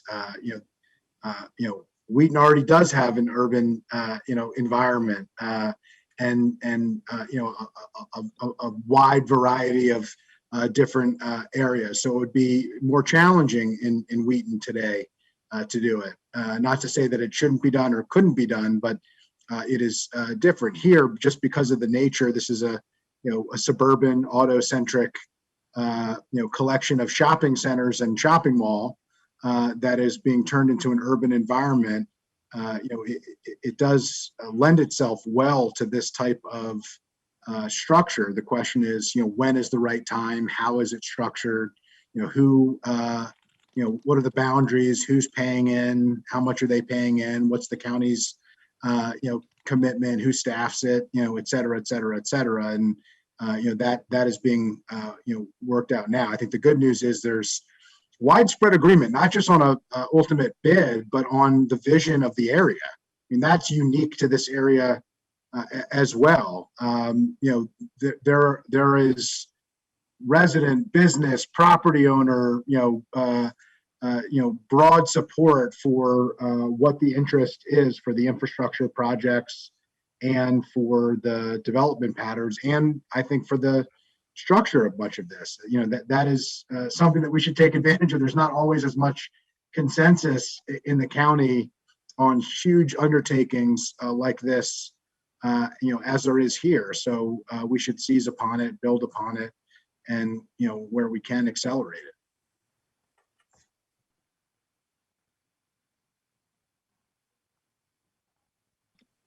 All right. Okay. Carrie, did you receive guidance that you were seeking? Any questions for us? Probably more than you wanted, Carrie. No, that's very helpful. And, this has been a great discussion. I think we've learned a lot. And I think, I know you all are considering the budget, and I'm sure that there'll be lots of hard decisions before you. But if we can be any resource with this study, provide any data to you from the work that we've done as you're weighing the budget decisions. We're here to assist. So wanted to offer that up as our last closing comment. Thank you. Great. All right. Thank you so much. Great presentation, great report, very helpful. I think the conversation is shifting, and I hopefully we'll get a lot more wins and forward steps in the near term here. So terrific.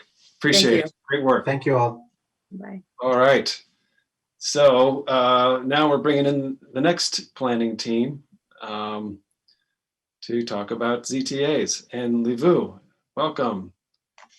All right. Good morning. And Pam, okay. And there's Casey. Good.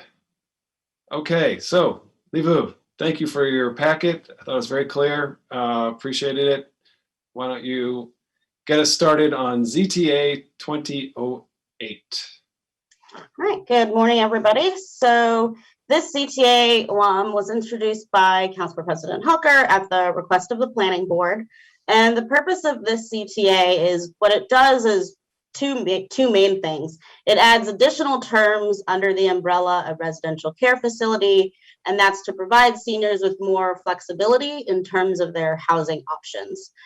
So it allows housing types that are not just going to be multi-unit or apartments. You can have duplexes, detached homes, etc. And it'll still require assisted living services since it's still all under that residential care facility umbrella.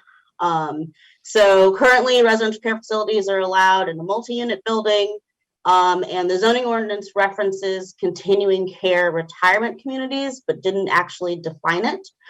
So the way I started the packet is I know there's a lot of different definitions for all the different types of senior care and housing. So first I have all those definitions. If you want me to run through them, Sherry, I can do that. But otherwise they're just there for everybody's reference. Sure. Why don't you just please, describe them at a high level? Sure. So residential care facility is a group care or similar arrangement, and it's for the care of people in need of personal services, supervision, or assistance, essential for sustaining the activities of daily living. Activities of daily living is somewhat of a term of art. So that's things like your housekeeping, shopping, cooking, your daily living activities. So the facility has to meet all applicable federal, state, and county certificates and licenses and regulatory requirements. There has to be resident staff necessary for operation of the facility who are allowed to live on site. And then the number of residents includes members of staff who reside there, but does not include infants younger than 2 months old. So residential care facility, as I said earlier, is kind of a larger umbrella. It includes nursing homes, assisted living facilities, continuing care retirement communities, hospices, and group homes. It does not include a hospital, and it does not include an independent living facility for seniors or persons with disabilities.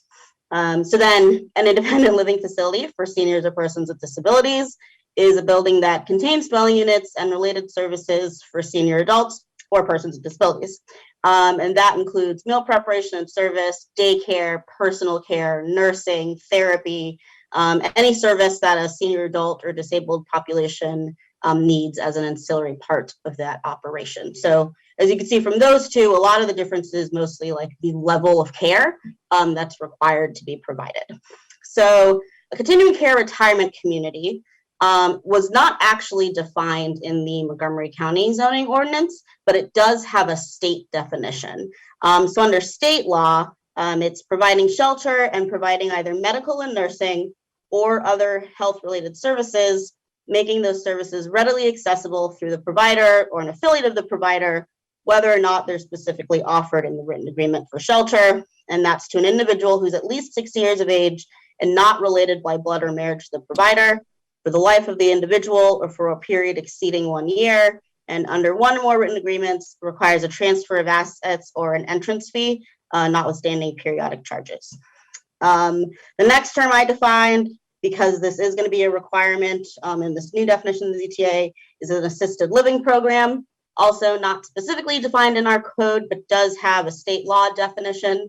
And it means a residential or facility-based program that provides housing and supportive services, supervision, personalized assistance, health-related services, or a combination thereof that meets the needs of individuals unable to perform or who need assistance in performing the activities of daily living or instrumental activities of daily living that promote optimum dignity and independence for the individuals. And then lastly, I defined a dwelling unit because I know we all know the term dwelling unit, but it is a building or portion of a building providing complete living facilities for not more than one household, including at a minimum facilities for cooking, sanitation, and sleeping. So those are all the relevant definitions for this CTA. Okay. A lot of definitions there. I think it's an important point though, because the general point you're making here is that what the CTA is proposing to do is to allow a different kind of building to be used for the kinds of programs that you've described. And today, the zoning code does not allow for those to be applied to smaller scale buildings, basically smaller scale housing. It's really only these larger complexes. And there may be people who want to live in a smaller scale complex, a single unit or a duplex or, something like that. And why wouldn't we want to also allow for that kind of pattern, that development pattern? So my only general question about it is, I noticed that there's this provision that some of the properties would be sold, the fee simple issue. I know that you can buy a house in Leisure World. Leisure World is a community that has care.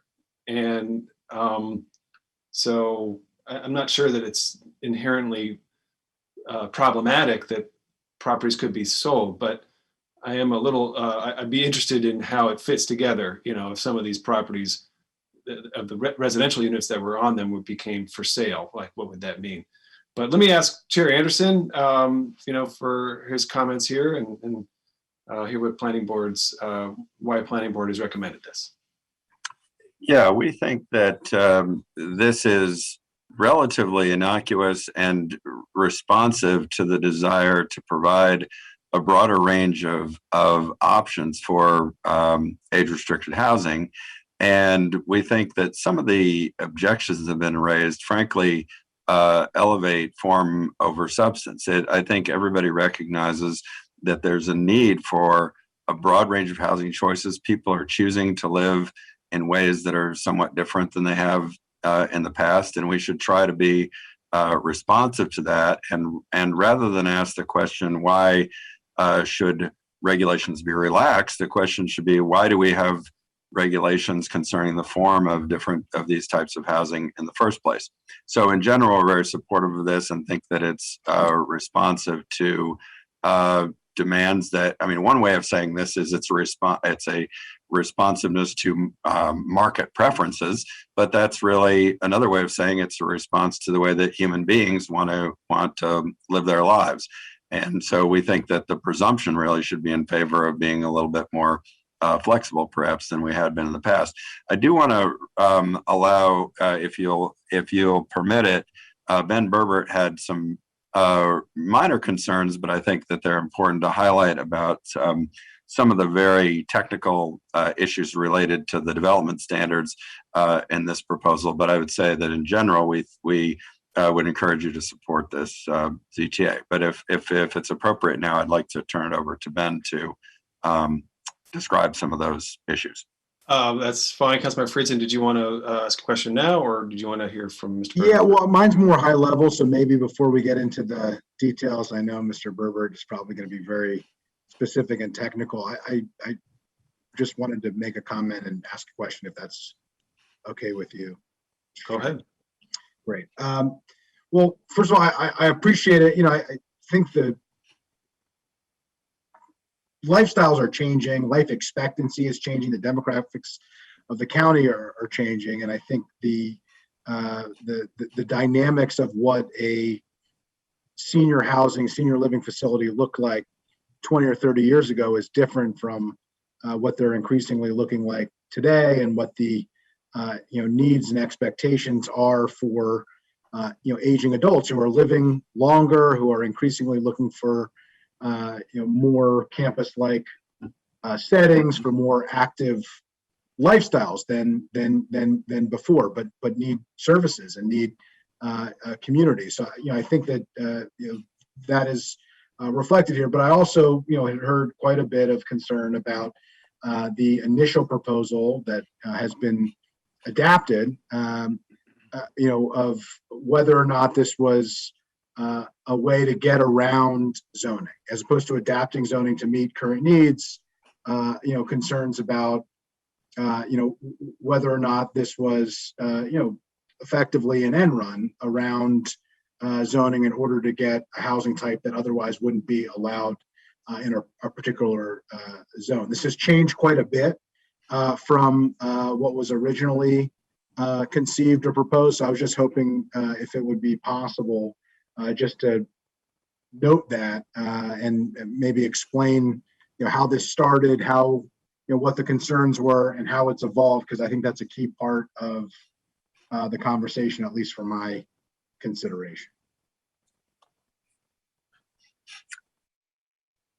Yeah, and I think Ben can address those issues as well, since he's followed this from the beginning without getting too much, and we can kind of come back to the more technical issues.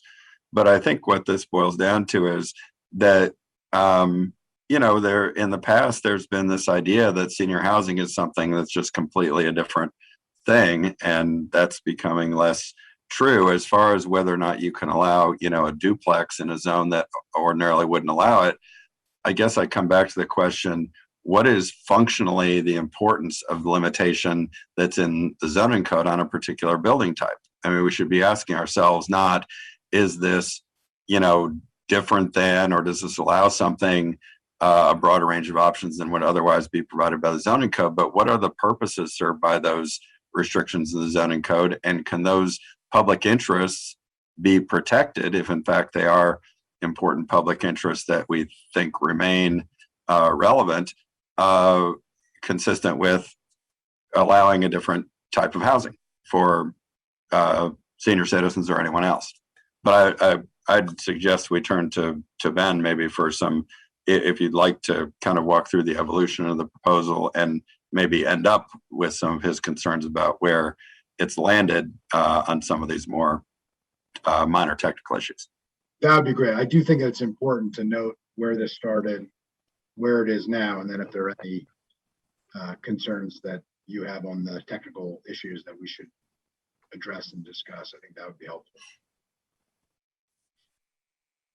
All right, thank you. Good morning, members of the PHED committee. To sort of just talk about the bigger picture for a minute, we've seen conditional use, old special exception, and now conditional use requests coming in for years for senior housing, and it's almost always taken the form of an apartment building type, particularly these sort of smaller projects. I think we all know there are a couple of large projects, Leisure World being one of them, that actually kind of is a big version of what this ZTA is hoping to get at on a smaller scale, where you have, independent dwelling units, you have assisted dwelling units, you have full-on nursing care all within the same community, and they take on different building types depending on kind of the form and function of the stage of life that someone's in. And we started getting some more requests a couple of years ago to actually do, age-restricted housing, both at a less restrictive level, which we're not covering here,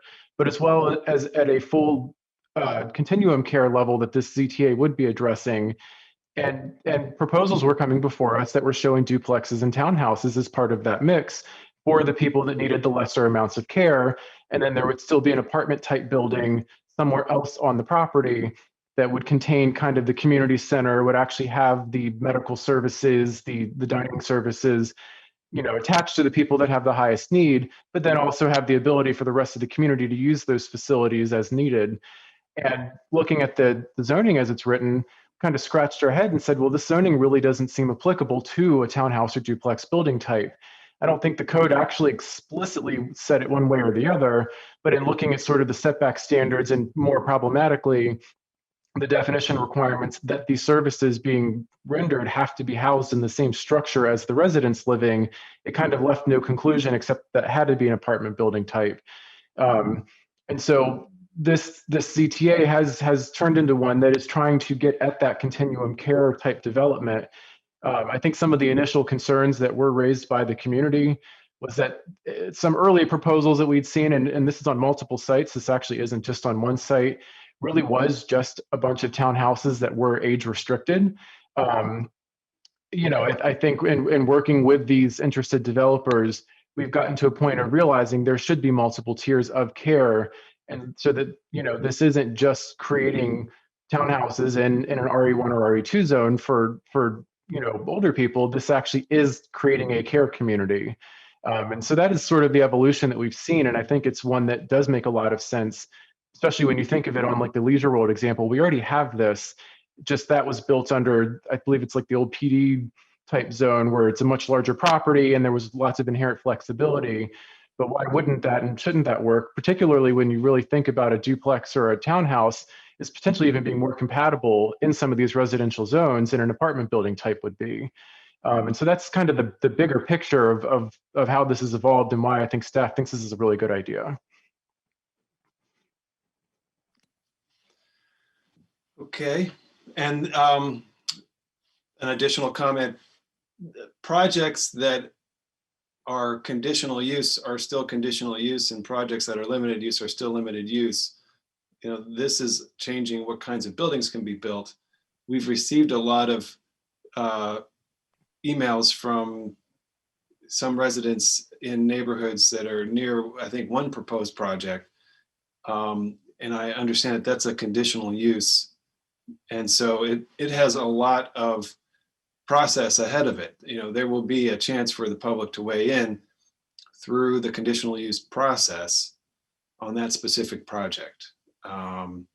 What we are confronted with is a situation where we see that we have a somewhat anachronistic zoning code that would affect projects all over the county and prevent a housing type that we would want to be able to have this kind of assisted living and doesn't have it. And so, why would we want to hold back a broader evolution in senior living and assisted living? And those who are having, have some concerns about a specific project, you have your day in court. That's for sure. It's coming up. Okay. If I may, on the more technical side, and Livu, I don't know if you want to discuss on page 3, item number 4, if you want to tee it up very briefly. Can I just step in for 1 second? Sure, bam. People that haven't followed it, and I have, so this is all, it's kind of going back and forth a little bit. Part of the handoff, yes. Livu did the definitions, but she didn't really explain the ZTA. So maybe before Ben talks about the things that he has concerns with, we just let Livu at least explain what's before the committee and what her recommendation is. Oh, yes. You can address any concerns he has. Is that okay? Please, good idea. All right, so we have talked about the public hearing and planning board's recommendations, so I'm going to skip to the proposed amendments on page 3. So as originally introduced, the ZTA came up with a definition for a continuing care retirement community, which is going to do what we've discussed in terms of allowing different building types. There was some concern that, as I said earlier, continuing care retirement community already has a definition under state law. And so for somebody coming to Montgomery County who wants to do a development, that could be really confusing that it's 2 different definitions. But we did still have the problem of the zoning ordinance not actually defining a continuing care retirement community. So instead, that same definition that was in the original ZTA is now going to be applied to a new term, which is going to be senior care community. And then under continuing care retirement community, it will just say a type of residential care facility structured in a manner consistent with the Code of Maryland. So it'll just refer to the state definition. So that's made more clear in the ZTA overall. Livu, I'm sorry. I guess I didn't quite follow this. So what you're saying, you're referring us now to additional language that you're recommending to the ZTA? Correct. and then you're referring us to the lines. So for example, on the first one, lines 19 to 24, when you go down to the ZTA, you see there lines 19 to 24. The double underline, that's what you're recommending to add to the ZTA? Yes, the double underline is the addition. Okay, got it. And the definition itself hasn't changed. It's just being used for a different term, basically. And then to provide some consistency, so little technical things. So a senior care community, this is now number 3. So a senior care community is now going to be listed under residential care facility. And then also have the same age restrictions that a continuing care retirement community has, which I believe is 62 years of age. And then the final proposed amendment that staff recommends is setting setback requirements for all building types.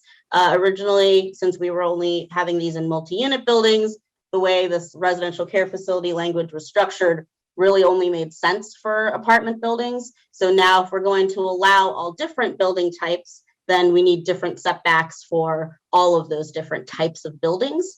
So staff's recommendation was first that the easiest thing to do would be to refer to a zone that already exists rather than reinventing the wheel and coming up with all new setbacks for this one use. So the zone that was recommended, that's recommended by staff, is the R30 zone, which already allows all different building types.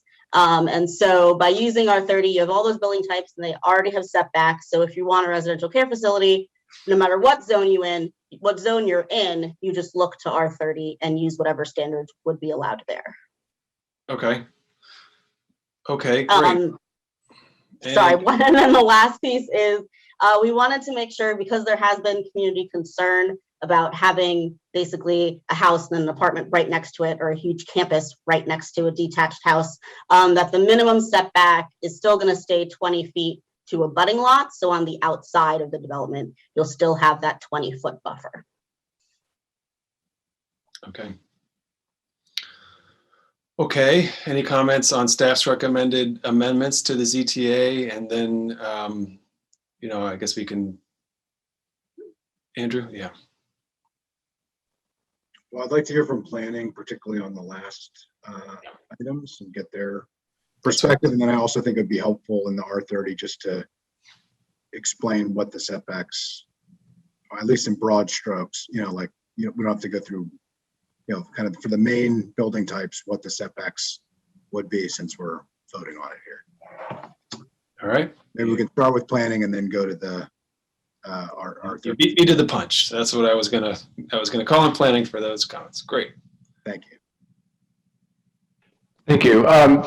I can actually help there because I have the R30 zoning standards pulled up. The principal setbacks for detached houses, duplexes, or townhouses from the front, so from the street, would be at 20 feet. For the apartment building type, it's a 30-foot front setback. Side setbacks, if they're sort of internal lots, and it's abutting other residential uses and residential detached or townhouse zones. For the detached house, duplexes, and townhouses, it's 6 feet.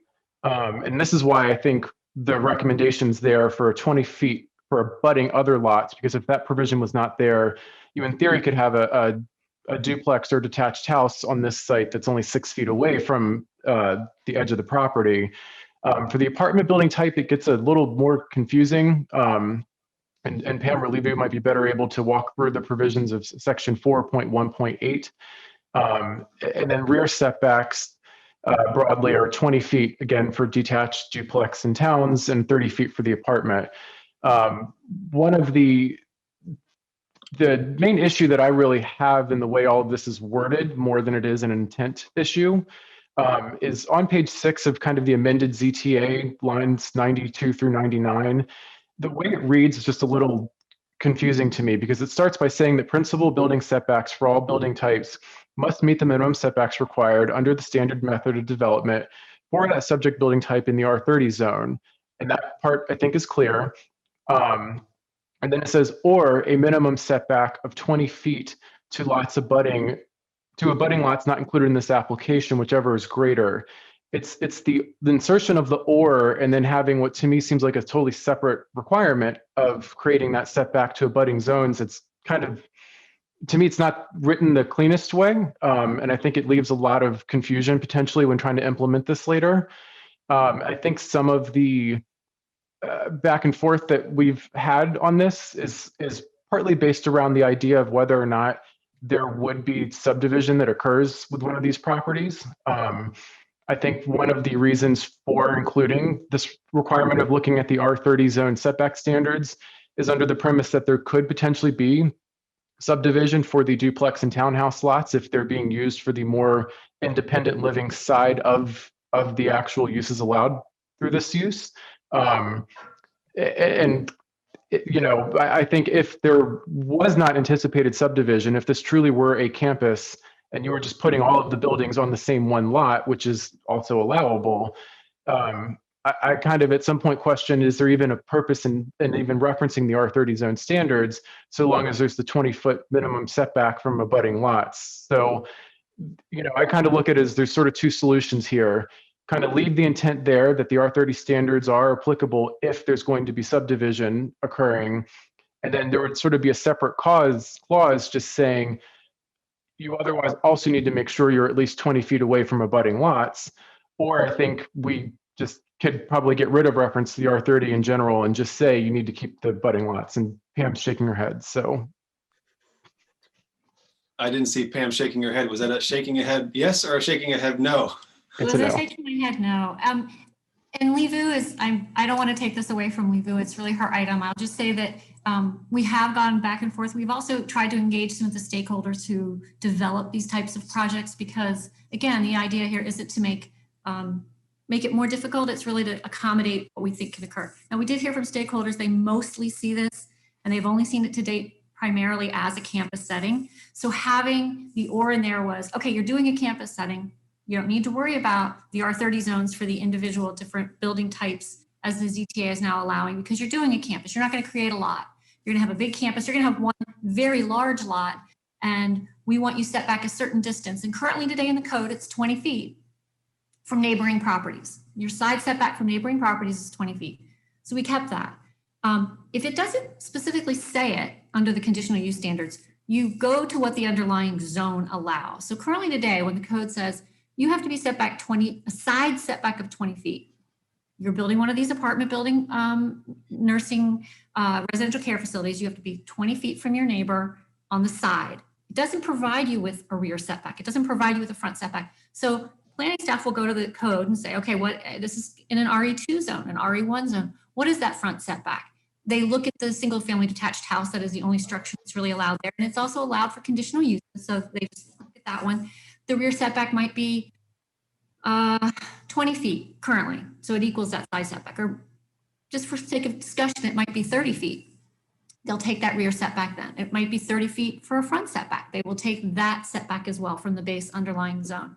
The point is, moving forward, we do know people might want to make these individual lots saleable. They may not be doing it currently, but if we're going to change this use now to make it a more updated version of itself, we want to offer like the whole world. And so if in fact the internal lots are going to get created as lots, you will see it's not a campus setting, then the staff and DPS even, they need to know, well, when this house is being constructed on the internal portion of this, how must it react to its neighbors? We have to provide a setback. If we go to the underlying zone, it's not going to be appropriate. An RE2 zone is really meant for a residential estate on a 1 acre lot. We know that the internal created lots on something like this may be very small. So that's why we went to R30, which is an apartment zone, which has building types for different types of units, with the idea that if you were in an apartment setting, but you wanted to create more development and with smaller structures, you would have very small setbacks because that would be appropriate. So I do believe we need both because I think we can't predict in the future that no one's going to want to put an individual lot internal to one of these campuses. But I'll let Libu weigh in. I talked too long. Honestly, I don't have that much to add to what Pam said. I mean, I agree. I think that this does cover both, which is why it says or whichever is greater, because I think it preserves what people expected in their communities before, while also creating guidelines for if you do those interior lots, which is why we decided to add in the setbacks at all. So I guess my one addition is I don't really think it's a reasonable option to leave it the same, because there's just nothing that the planning staff is going to be able to look to if people want to do all these different styles. And it's the grader that is important. It's an important operative there. Andrew. Thanks. Would it help at all, perhaps Ben, based on that, if we just made two separate clauses? The first clause would be the minimum setback to abutting properties is 20 feet, and then a separate clause that would say, in the case of a I'm paraphrasing here, but in the case of a subdivision, R30, would that address the confusion and implementation? And then I'll hear from Pam, who's going to tell me that she doesn't think that's going to work. I think that's sort of actually staff's first preference, because I completely agree that I think we need to have standards assuming a subdivision could occur in the future. And I think the R30 zone is a great standard to set for that. It makes sense. I've looked at it. I think it's just the way it's written. I could see confusion occurring where somebody goes, okay, well, the side setback for a lot in the R30 zone is 6 feet for this type when creating the lots. And then it just says, or I have to look at 20 feet to the side. I think the way it's written probably is technically right. It's given me and some other people in our office enough pause that I think even just having it as two separate, an E and an F, just makes it so much cleaner to implement and kind of takes away the concern or the intent later. And so you'd have the first one just saying you're using the standards of the R30 zone. And the second one can just say, you also must make sure that all structures have at least a 20-foot setback from all abutting zones. And I just think it's a little bit of an easier interpretation than the way it's written now. And that's really the only concern I intended to raise in the first place. Pam, what's your concern with that? So I have less concern with the way Ben described it. If we can split it in two, Levu and I can look at that type of draft, I'm not as concerned. I don't think I would reference the word subdivision in it. I think it's really just this idea that, you're creating these structure types, they would have the setbacks of the R30 zone, and or, at a minimum, your setback from neighboring properties, not in the application, which is how it's written now. So it's, you are doing this type of use and you will bring in your application, you'll show where you're building it, but you obviously have abutting properties not in your application. And so what this is saying is the setbacks for those abutting properties is at a minimum 20 feet, or whichever is greater. And the way we had it in there is there are what are called compatibility standards for that apartment building in the R30 zone. And there could be cases where that setback might be a little more than 20 feet. And we did bring that up with the stakeholders. If this goes in, currently today you have a side setback of 20, it could be slightly larger if we have the compatibility standards associated with apartment buildings in the R30 zone as we have. And they didn't have a problem with it. They said this doesn't increase it enough to cause these things not to be buildable. And again, like I said, some of the things not currently in the code today, like those front setbacks, those rear setbacks, they go to the underlying zone and they can be quite large. Just thought it was a good consistency that we were trying to retain, for the most part, what people can do today for that apartment building, provide more standards for the non-apartment building types, and be recognizing compatibility with neighboring properties not in the application. So that was the whole piece of what Levu and I were trying to write in that section. And we thought it works. I think technically it does work. If what Mr. Berber is saying is that staff may have a harder time implementing it, we can look at breaking it into two different things. But Yeah, my personal thought is I think it's important points that you raise.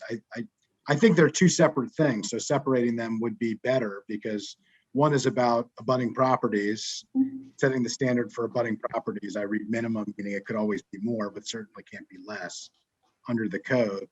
And then the R30 zone is about the project itself, within the applicant's property.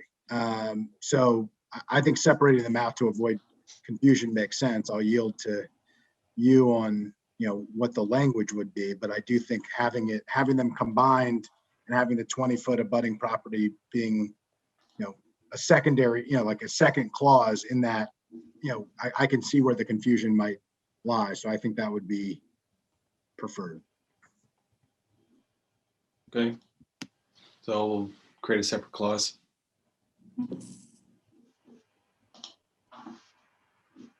Ben, any other comments on the other amendments from staff, council staff?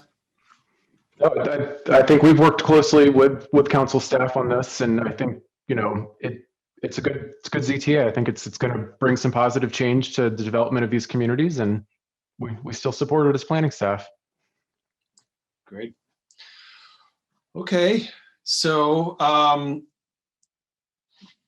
any objection to the staff recommended amendments?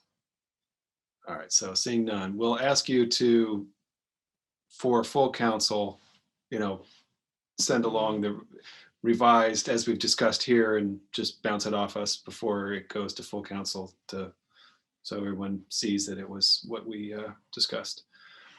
Okay. All right, well, again, I know there's a little consternation about this, but the particulars of a specific project is a different conversation, and that will happen in its own context, its own process, and we invite the community to weigh in on that. And for these purposes, we're seeking to provide a broader range of housing types for senior assisted living, continuing care. I think with the growth of our older population, retirement of the baby boom, we've got to be ready. We've got to allow for more kinds of living arrangements. And so this is very consistent with work we've undertaken, for example, accessory dwelling units to create some flexibility in the code. So, all right. So we have an amended ZTA. I'll show of hands, all those in favor. All right, that's unanimous. Thank you very much. Thank you to planning. Thank you to Livu and Pam. And we are done for the day. All right, thank you very much. Thanks, everyone. Bye.